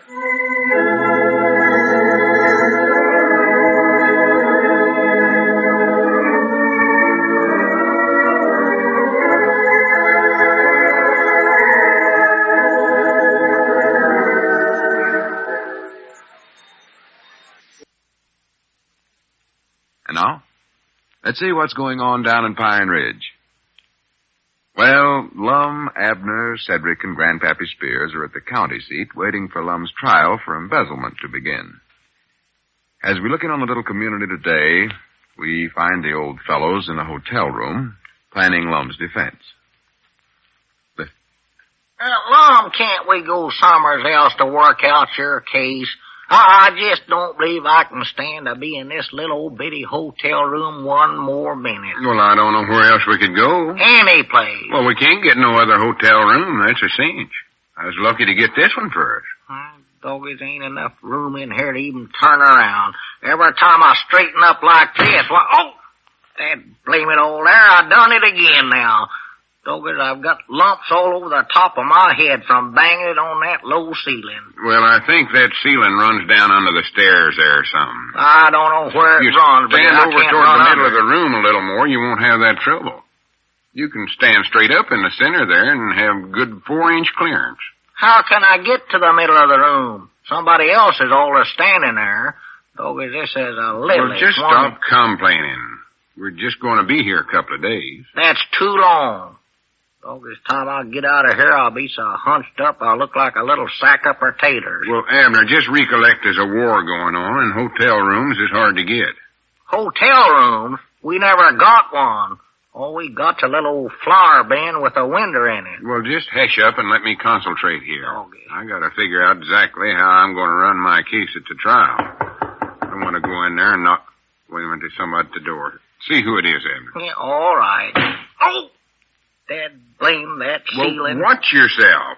We don't have to pay for damage in this room. Who is it? Oh, come in, Cedric. Howdy, Grandpap. Oh, what a beauty day.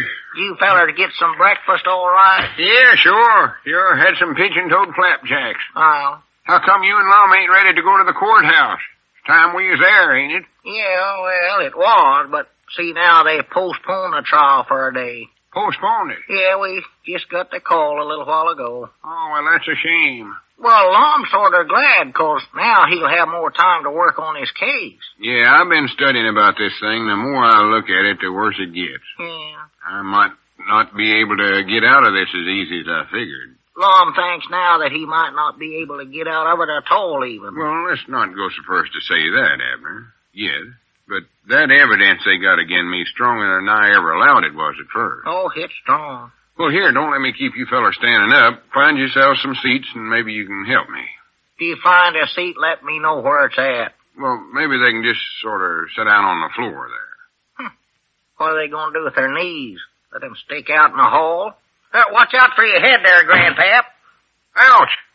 Some varmint hit me on the head. Get him, Abner. Nobody hit you. You done that yourself. You banged your head on that slanting ceiling there. My mind's to tear that spabbing-legged thing out of there.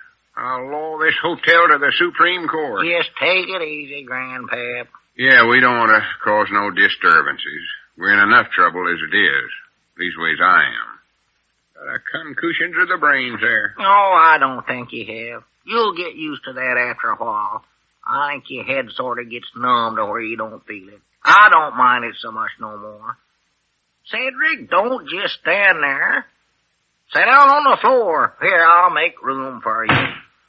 Oh, there I go again. That little old Well, ain't you going to get mad, Abner? Oh, don't reckon so. I guess I'm sort of getting where I enjoy it, Grandpap. Well, let's see now. Maybe I ought to sort of rehearse you fellas so you'll know what to say when you get on the witness stand. Wait a minute, Lum. Was that our ring? No, that was a long. Or wait a minute.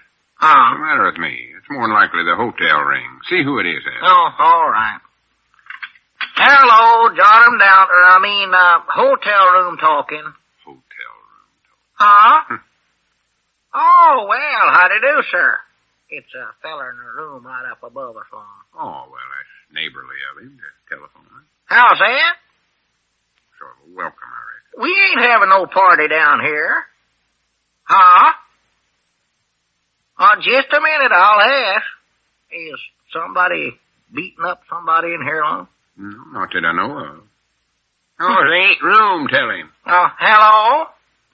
No, they ain't that I know of. Was there somebody you wanted beat up? Oh, yeah, I see. Yes, sir. Well, we'll try to be more quiet. Much obliged for calling. Goodbye. What was the matter with him? Well, he just said we was making so much noise down here, banging on the ceiling, he can't sleep. Oh, well, he ought to be up by now anyways. Might nigh 7 o'clock. Well, Lord, he must be sick. Day's half over. Well, sit back down, Abner. Let's get to work here. Yeah, all right. Where'd my place go? Cedric, you must have moved over about a half a foot there. No, Mom, I never. Honest, I never. I just breathed is all. Well, just breathe in again then and let... Oh! Dad, blame it. Abner, I believe there's a... I hit my head again right there on the ceiling. That's what happened to me. So I'm going to get me a hammer and saw and tear that thing. Who is that now? Answer the phone. Now, you get it this time, Lum. I'll get the pigeon-toed thing. It's practical sitting in my lap anyways. Go ahead, Grandpap, answer it. Hello? Oh, it's you again. You're going to do what? Well, there ain't no use of you coming down here. You'll never get in. Why, 'cause there ain't room, that's why. Huh? Well, I wish you would have us throwed in jail. Any place would be better than this room here. That's the telling him, Grandpap. Well, come on down. I'll be proud to clinch with you. That's our time. Go ahead, Grandpap, watch what you're saying there. Go ahead and do it. I don't care. Goodbye. Is he coming down? No, just a lot of big talk. I know his type. Well, here, maybe we ought to go up there. We're going to fist fight somebody. We got to have more room than this to do it. I wish you fellers to hesh up out the size of this room. We got some way yonder more serious stuff to study about. Yeah, we got to get working on your case on this. Quiet down now. The more I think about it, the more I realize I got a good even chance of losing that thing. Yeah. When Mr. Webster gets up on that witness stand and starts using them big words of his, no telling what them Germans will start believing about me. Yeah, the worst part of it is all he has to do is just tell them the truth about what you done, Lum, and you're just as good as behind them iron gates right then. Well, yeah, in a way. Doggies, Lum, maybe you better not even go to that trial. Well, I got to. Ain't a way I can get out of it now. Well, I tell you, I'm supposed to be guarding you. I'll let you escape, sort of. No, I ain't going to do no such a thing. Why not? I don't want to be a hunted criminal for the rest of my life. Sneaking all over the country with the law following me wherever I go, dragging that big ball and chain. That might be better than sitting in a cell. Leastways, you get to travel, see some sceneries. No, I don't want to live that way. I'll stay here and face it. All I got to do is study up some way to plead peace. Yeah, that's a thing to do. Cedric, you don't need to sit there and hold your breath. You're getting blue in the face. Well, won't I crush you, though, if I... No, I got enough room. Breathe if you want to. I don't care. You know, now that I think about it, I believe I was crazy not to get me a lawyer. Well, if you... All right, Doggies, wait a minute. That's it. Huh? Be crazy. What are you talking about? Plead insanity, Lum. Oh, well, I couldn't do that. Huh? Not smart and intelligent like I am. I don't know. I believe you could get away with it. Your smartness don't show on the outside hardly. Oh, I'm feared it does, though. I bound you folks could look at you and not know you had a brain in your head. Oh, you're just saying that to please. No, sir, I mean it. You could look crazy just as easy as anything at all. Couldn't he, Grandpap? Why, sure, Lum. You could be mistook for a bow-legged lunatic any old day of the week. Yeah, see there, Lum? Well, I wouldn't want to plead insanities no ways. And even if I did want to, I know I couldn't convince the Germans of it. You gotta have some good reason to show you're crazy. Well, we'll study up some reasons. I tell you, I'll get up there on a witness stand and I'll tell them that you ain't got enough sense to button your own shoes even. Well, I don't want you to say that. Huh? And I'll tell them you sit there all day long and cut out paper dolls. That's a good one, that's a good one. I'll tell them that you think you're Napoleon's Bonaparte or whatever that feller's name is. Well, what can I tell them?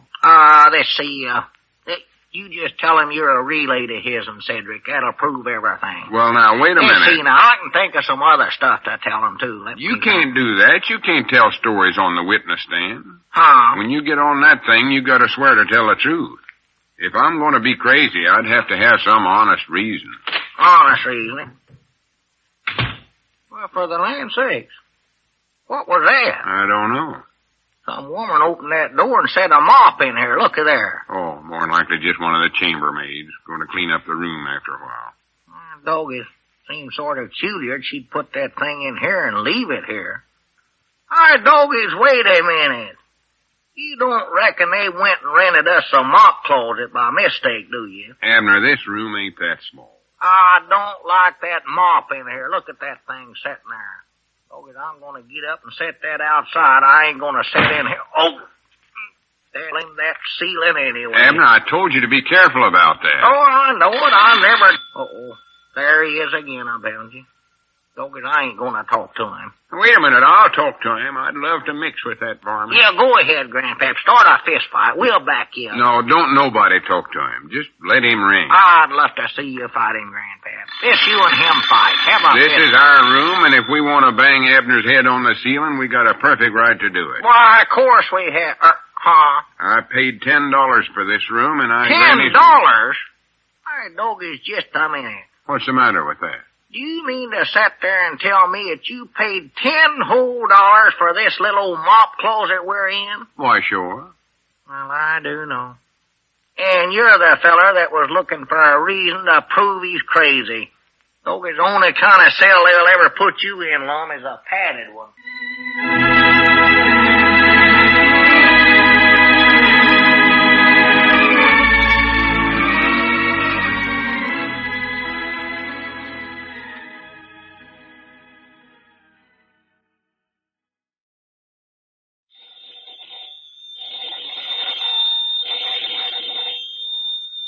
Granny's, Abner. I believe that's our ring. All right, doggies, Lum, I believe you're right. I'll see. Hello, jot 'em down, store. This is Lum and Abner.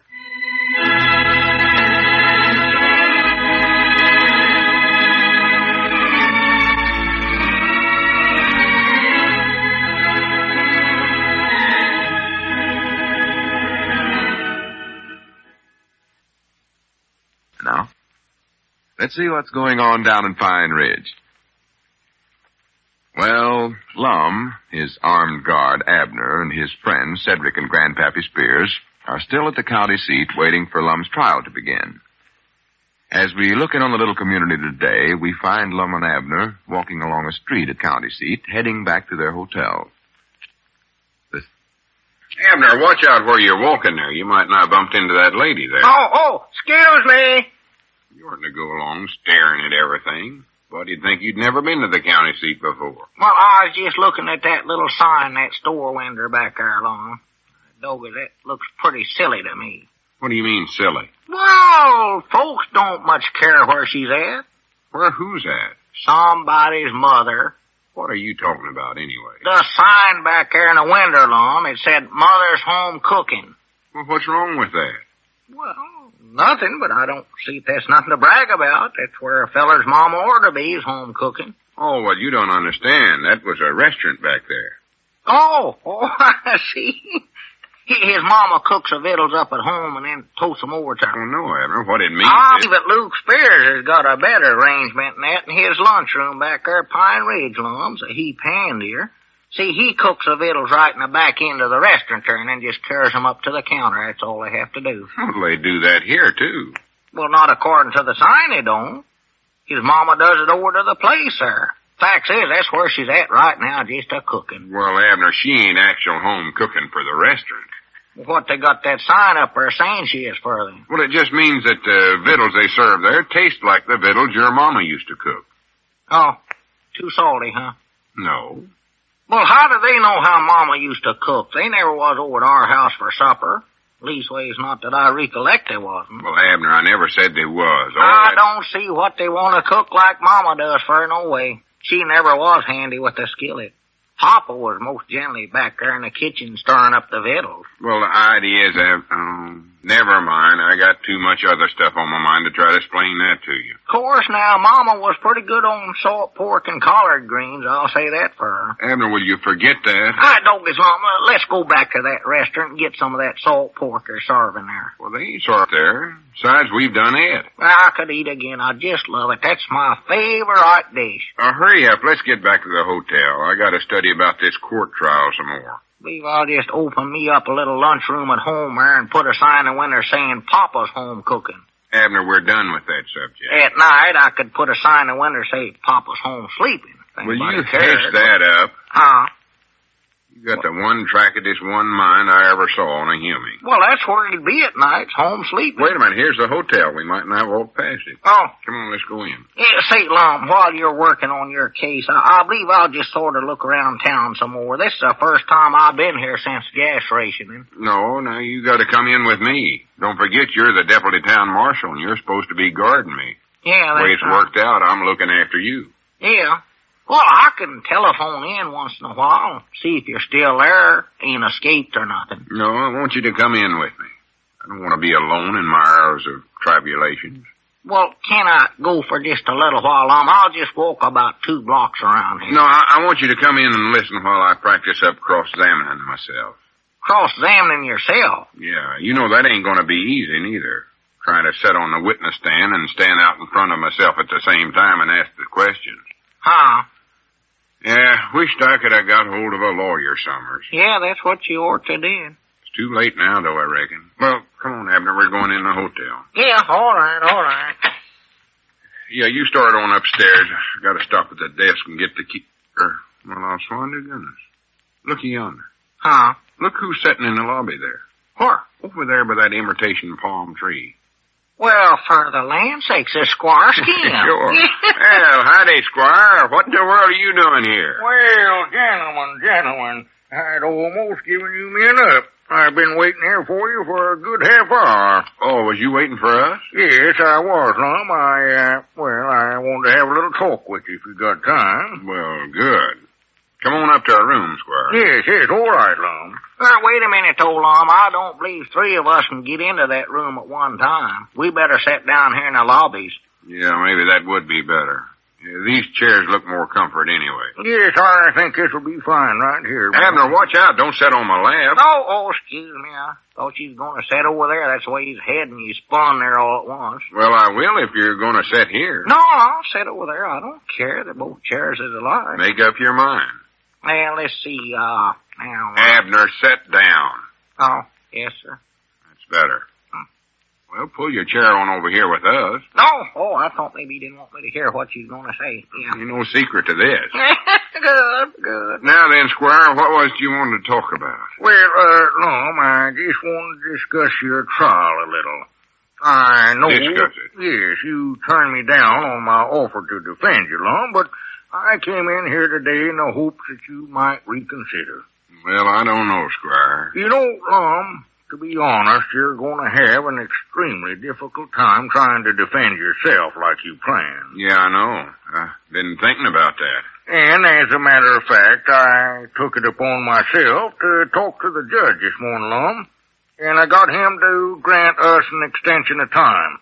So now the trial won't start until Monday morning. You done that? Yes, I did. Well, you never had no authorities to do that. Well, no, Lum, but I got to thinking about it, and I thought if you would let me defend you, I wanted a little time to go into the case more thoroughly. I couldn't jump right in there this afternoon and start defending someone on a case that I knew so little about. You told the judge that you was my lawyer? Yes, I did, Lum, because, well, I just figured that you needed a lawyer and that I could talk into letting me act in that capacity. Well, just exactly why are you so interested in this trial of mine, going to all this trouble? Well, Lum, it's only natural that I should be interested in helping an old lifelong friend such as you. And, of course, I'll be frank, too, I have a selfish interest in it. Well, I sort of figured that. You see, Lum, Here it this trial is beginning to attract quite a bit of attention. And I think that the attorney who handles your case will undoubtedly receive a fair amount of publicity. Uh-huh. And in view of the evidence piled up against you, I feel that if an attorney can ever get you acquitted, Lum, that man's reputation is made. Well, Squire, I'll be frank with you, too. I do feel that I need some help on this thing. Well, I thought, Lum, that you'd realize sooner or later that you did. And another thing, I'm not going to charge you a cent for my services. Well, no. If you're going to be my lawyer, I'm going to pay you for it. No. Tut, Lum. I won't listen to it. I got to pay you. I firmly believe that All right, you talk me out of it. Well, all right. I believe that I'll get enough out of this in the long run to compensate me for all my troubles. See, I've been wanting to build up my law practice, and I think this is just the sort of thing that I need to get my name in front of the public. Well, I reckon it's a deal then, Squire. We'll settle on that before we talk no further. All right, doggies, I'm glad to hear that. I've been saying all along that Lum ought to have a lawyer. Yes, you should, Abner. Well, the thing to do now is to get right down to business, man. Of course, I'm roughly familiar with the case, Lum, but I'll need to get the exact facts and details from you, you know. Oh, yeah, sure, natural. Now, I figure our main plea ought to be let's get the facts first now, Lum. Well, that's what I started to give you. Now, to begin with, did you actually take money that you collected as a fine and spend it on that farm that you bought for Grandpap Spears? Yeah, I done that all right. Give it to Luther Phillips. Luther Phillips, huh? Yeah. He's the one I bought the farm from. Yes. See, Abner's papa put in some cash, and I put in some of my cash, and the balance was that $500 check. Well, now, was that the check that Mr. Webster paid his fine with, Lum? No, I had to deposit that check for the records, and then I wrote out another one for Luther. I don't see how you could have ever done that, Lum. Didn't you realize at the time that constituted a misuse of public funds? Well, I don't know. I reckon I just never thought about it at the time. You see, it seemed to me that money actually belonged to Grandpap, because Mr. Webster had just the same as stole Grandpap's old place away from him, so I figured it was no more than right that Mr. Webster ought to help buy him a new place. Well, yes, Lum, but you should have thought of some other way to do it.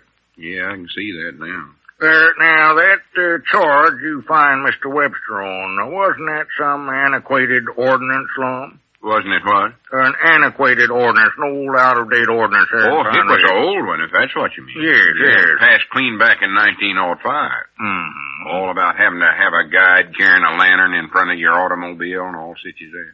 I just don't understand why Webster ever let you get away with that, Lum. You can't hold a man on an out-of-date law like that. Well, I think he'd found out what I was aiming to do with the fine money, so he just let me walk into the traps what he done. Of course, it was still on the statutes. It never had been struck off. Yes, well, that has very little to do with Lum. Let's see, now, what date was that? Do you remember, Lum? Well, I've got all that wrote down in my notes upstairs. You want me to go get them? Yes, that's a good idea before we discuss this any further. Bring me all the information and data that you've collected, Lum. We'll leave no stone unturned. Well, good. That's the first encouraging thing I've heard in days. I'll go right up and get all the papers. I'll be right back. Yes, all right, Lum, all right. Doggy Squire, I'm sure glad that you're in on this. I've had a feeling all along that Lum would get throwed right smack in the penitentiary if he tried to handle this thing by himself. Oh, no doubt about it, Abner. You reckon his chances look pretty good now, Squire? Well, Abner, don't tell this to Lum, but I'm just afraid he's a goner. In fact, if we can't think up something between now and Monday morning, nothing short of a miracle can save Lum.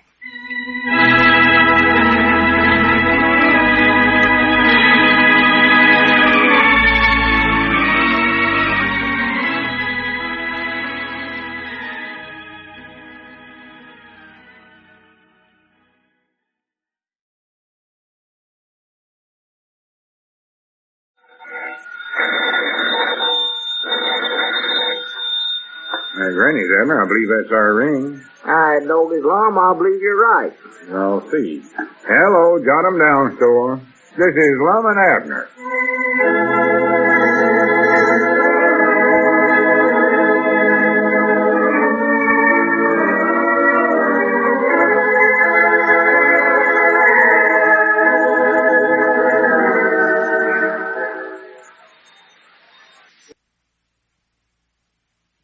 Now, let's see what's going on down at Pine Ridge.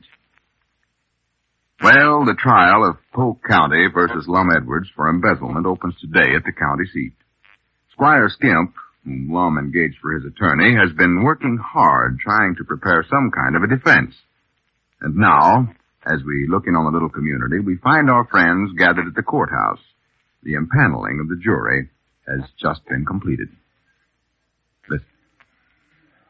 Your Honor, the defense also accepts the jury as it is now constituted. Very well.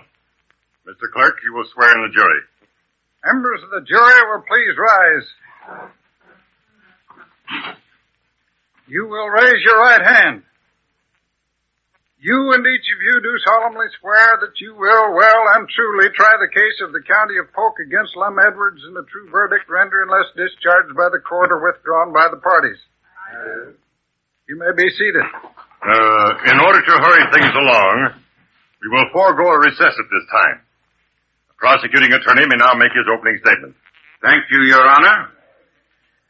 Ladies and gentlemen of the jury, I will make my remarks brief. I want only to give you a short outline of the evidence we will present and indicate what we hope to prove in the course of this action. The defendant, Mr. Lum Edwards of Pine Ridge, Arkansas, is being charged with misuse of public funds in the amount of $500, which constitutes a felony. We intend to prove that Mr. Edwards, as a justice of the peace, brought to trial one Mr. B.J. Webster, convicted him of the violation of an antiquated traffic ordinance, and fined him $500. We will then show you how Mr. Edwards used this money as a part payment on a farm, which he purchased for a personal friend, Mr. Milford Spears. Finally, we intend to prove, beyond all reasonable doubt, that this was a deliberate and premeditated act on the part of Mr. Edwards. A person found guilty of this felony shall be punished by imprisonment for a period of not less than 5 or more than 25 years. Inasmuch as the evidence is very clear-cut and extremely conclusive, I shall say no more. Thank you. Counsel for the defense may now address the jury. Better get up there, Squire, and do good. Don't worry, Lum.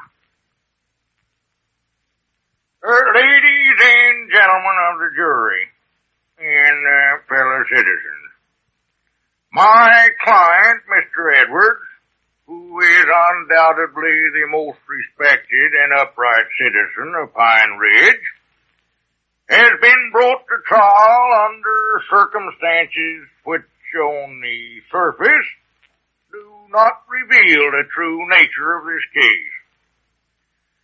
Now, most of the facts stated by my colleague, Mr. Denton, the district attorney, are true in a manner of speaking.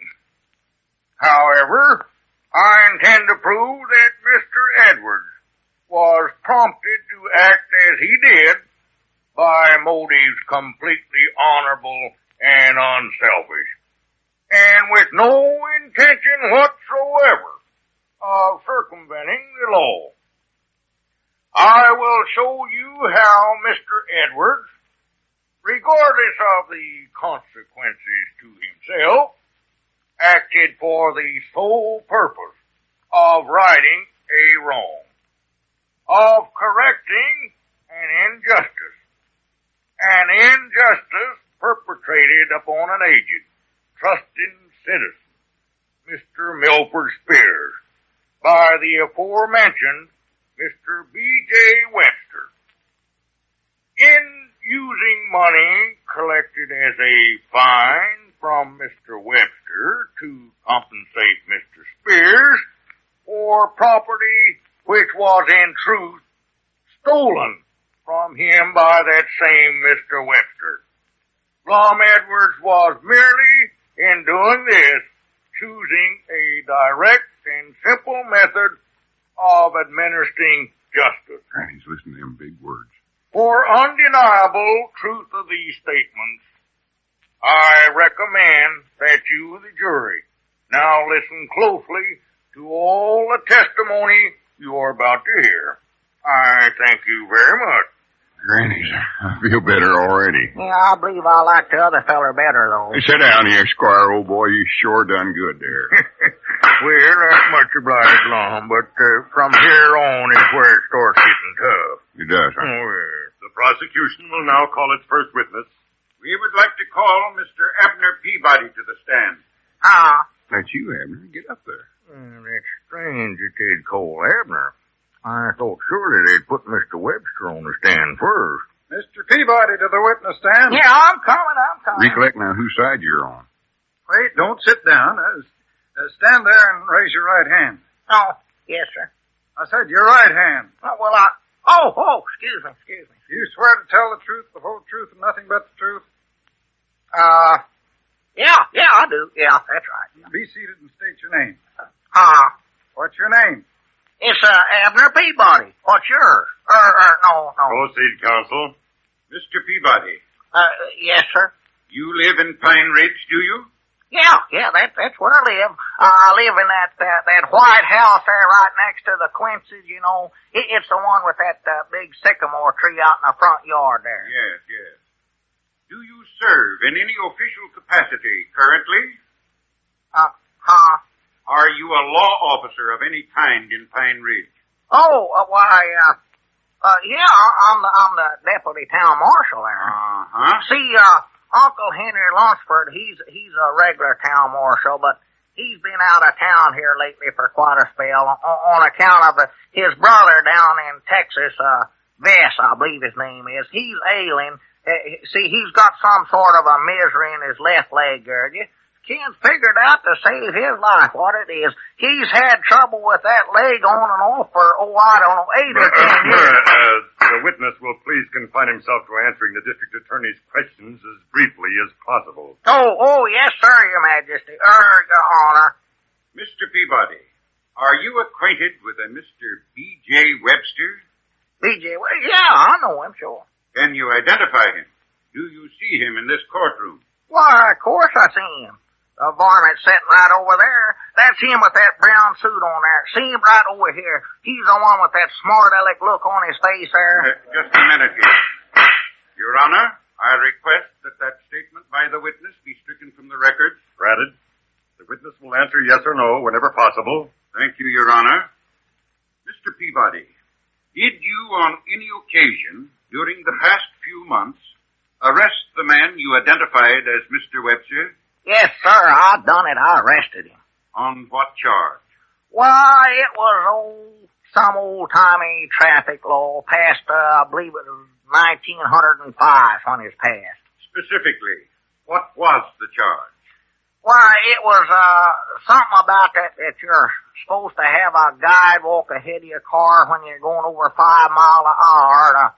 They sort of warn everybody to get out of the way. And fellers is supposed to carry a lantern or some silly something like that with it. I don't recollect exactly what it was. You better ask Lum. See, he's the one that found that old law. Now, wait. Who is Lum? Lum? He's a feller this whole trial's being held for. He's a main man. All right, then. You mean the defendant, Mr. Lum Edwards? Why, sure. It's the only Lum I know. And you say that Mr. Edwards found this old law in order to cause Mr. Webster to be arrested? I object, Your Honor, on the ground that that's a leading question. Those were not the witness's words, and that no basis has been established for such a question. Objection sustained. That's the time, Squire. Yes, sir, that's exactly what Lum done. Oh, for goodness sakes, listen to that. I object, Your Honor. The counsel's question was ruled out, and therefore I request that the witness's answer also be stricken from the testimony. Granted. Mr. Peabody, after you arrested Mr. Webster on the old traffic charge, was he brought to trial? Why, sure he was. See, Lum held trial for him over at the Jot 'em Down store. I see. And was he acquitted or convicted? He was convicted. He was in Lum's court. That Lum slapped a $500 fine on him. I see. And did Mr. Webster pay the fine? Yes, sir. He sure done, and he paid it, yep. Now, Mr. Peabody, did you know prior to that trial of any plans of what was to be done with the money collected from Mr. Webster as a fine? No, I never. I see. But I had a pretty good idea. No, for pity's sake. I object, Your Honor. The witness is merely stating a personal opinion. Objection sustained. You better ask Lum about that. See, he was the one that studied up this whole thing. All right, Granny's, I'll object now. Yes, we object, Your Honor. Sustained. Well, that's all the questions for now. Thank you, Mr. Peabody. Your witness, counsel. Wait a minute, Squire. No questions. Get Abner off the witness stand. 2 more answers, and he'll have me in the electric chair. He's ruining me now.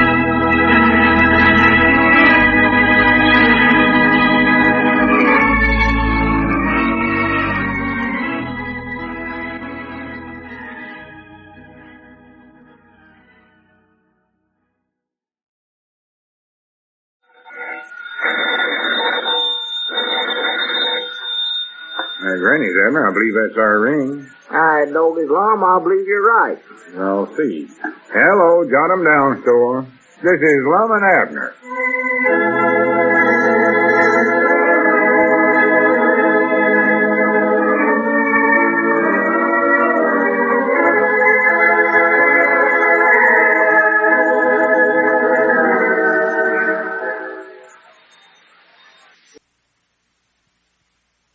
And now, let's see what's going on down in Pine Ridge. Well, Lum's trial for misuse of public funds got off to a bad start for the defendant yesterday when Abner innocently gave some rather damaging testimony. And Mr. Webster then followed Abner on the stand and proved to be a strong witness for the prosecution. As we look in on the little community today, we find the court at the county seat in recess. Lum is standing in the hall talking to his attorney, Squire Skimp. Listen.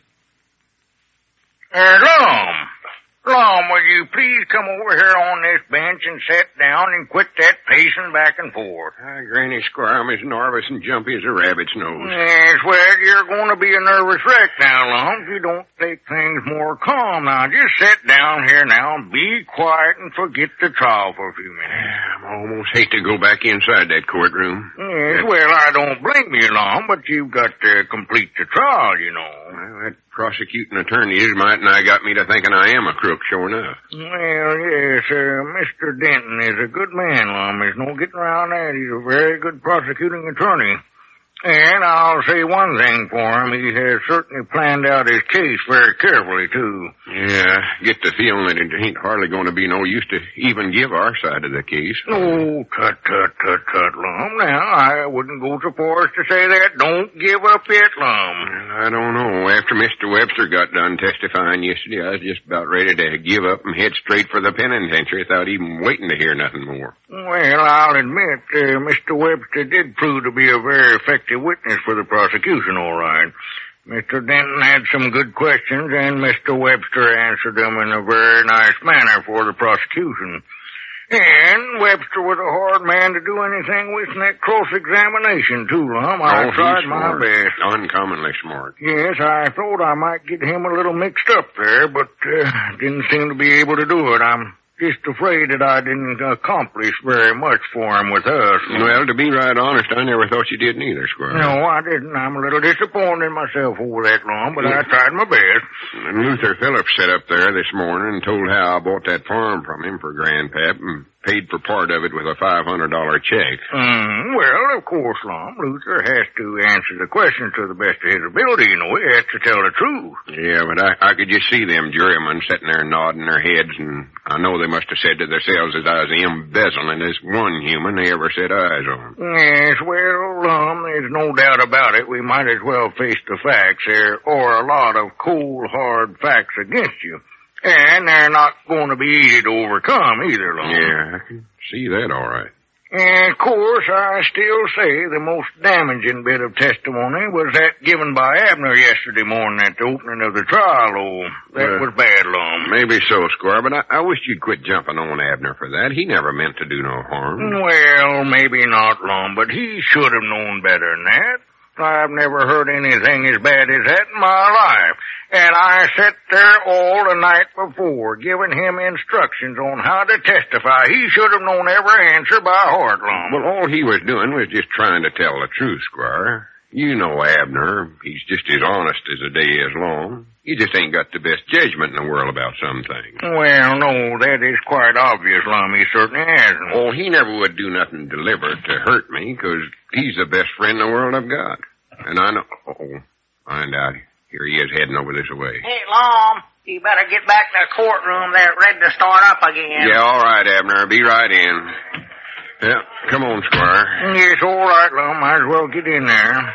Get this thing over with. Yes. I reckon who they'll put on the witness stand next? Grannies, I don't know. Well, there's several more lined up, Abner, that have to testify. They might put Grandpap Spears on, as long as he was the one that the farm was purchased for, you know. Or they might put your father on, too, Abner. Papa? Yes. Well, what in the world would they want to get him up there on a witness stand for? If he gets up there, he's liable to ruin Lum. He ain't smart about giving the right answers like I am. Well, yes, but they'll have him up there, Abner. If you remember, he did some negotiating for Lum with Luther Phillips. Found out how much Luther wanted for the farm, you know, before Lum collected that fine from Mr. Webster. Yeah, that's right. He done that for me, all right. Well, here we are. We better sit down. Yes, take this chair right here, Lum, right here. Quiet! Quiet, please! Court is now in session. Prosecution may call its next witness. Thank you, Your Honor. We would like to call Mr. Milford Spears. Mr. Spears! Mr. Milford Spears to the witness stand. That's you, Grandpap. They're calling you. Yeah, I know it, Abner. Oh, get on up there. Right up here, Mr. Spears. Pigeon-toed rheumatism has been acting up again. Raise your right hand. Solemnly swear that the testimony you're about to give in this case will tell the truth, the whole truth, and nothing but the truth? Yes, sir, I do. Please seat and state your name. My name is Milford Avery Spears. Mr. Spears, you are a resident of Pine Ridge, Arkansas, are you not? Yes, sir. Lived there ever since the town started. Fact is, I was the first in there to locate her. Just answer the questions, please. What is your present address, Mr. Spears? That's it, Pine Ridge, Arkansas. Well, I mean, what is your street address, the house number? Oh, sir, I don't believe it's got no number on it that I know of. Well, I mean, how do you get your mail? Oh, I just sat around Dick Huddleston's store there till the mail hack comes in and then ask for it. I see. Well, Mr. Spears, what I'm trying to get at is, where is your present home located? Oh, well, why didn't you say so?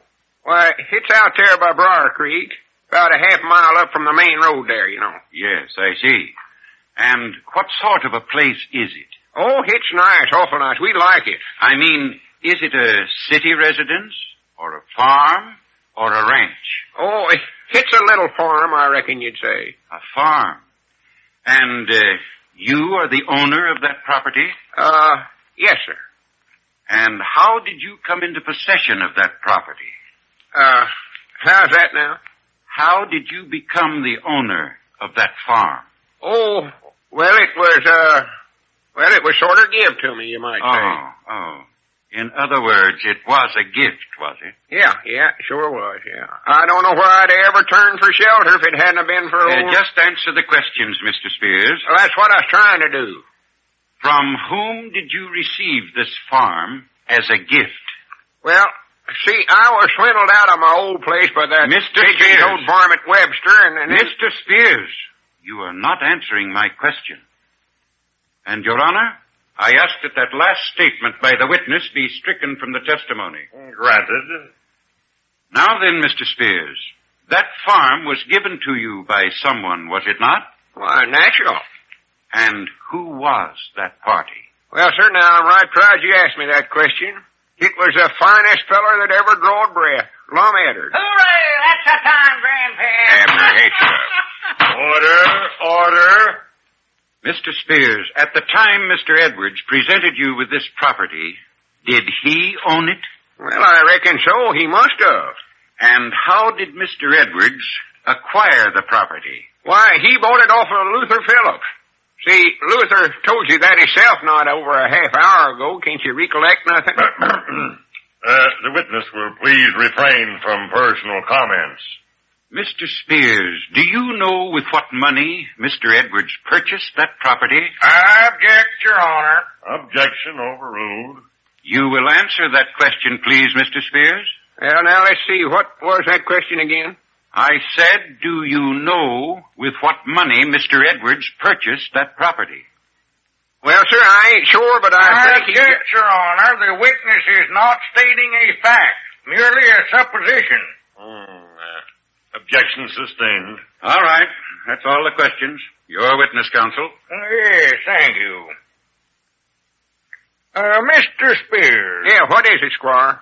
I'm cross-examining you, Grandpap. Oh, well, go ahead. Mr. Spears, who was it that you stated gave you that form? Oh, it was the finest feller that ever drew I object. Sustained. If you fellers don't want me to talk, what'd you ask me to get up here for? Just a moment, Grandpap. Now, Mr. Spears, you stated that Mr. Webster swindled you out of your old place. I object. See there? That testimony was stricken from the records. Therefore, no cross-examination is permitted on it. And I'm sure that counsel is fully aware of that. Objection sustained. And the counsel will also refrain from making personal comments. Now, Mr. Spears, you stated that you received a farm as a gift, and that you are living there at the present. Is that true? Yes, sir, that's what I said. Now, why did you move from the place where you were previously living? I object. Nothing related to that subject was introduced in direct examination. Sustained. Mr. Spears, you stated that your present property is located by Briar Creek. Now, is that correct? Yeah, sure. I wonder if you could describe that location a little more in detail. Well, it's on the west side of the creek there, lays right across. Sir. Well, maybe you'd better describe it by stating how it lies in relation to other properties near there. I object on the grounds that that question is immaterial and irrelevant. Overruled. Go ahead, Mr. Spears, answer that last question. Well, my place is right across the creek from my old place that I swindled out of by Mr. Webster. Sustained. See there, they won't let me talk. Go ahead. Jimmy, if that pigeon-toed varmint is just going to sit there and object to every knock-kneed thing I say, I'm getting out of this Babinagan. Grandpap, sit down. You'll be fined for contempt of court here. I don't care what they do. Order. Grandpap, come back here. I wouldn't sit in that bow-legged chair another flat-footed minute if it was the last thing I ever do. This is a free country.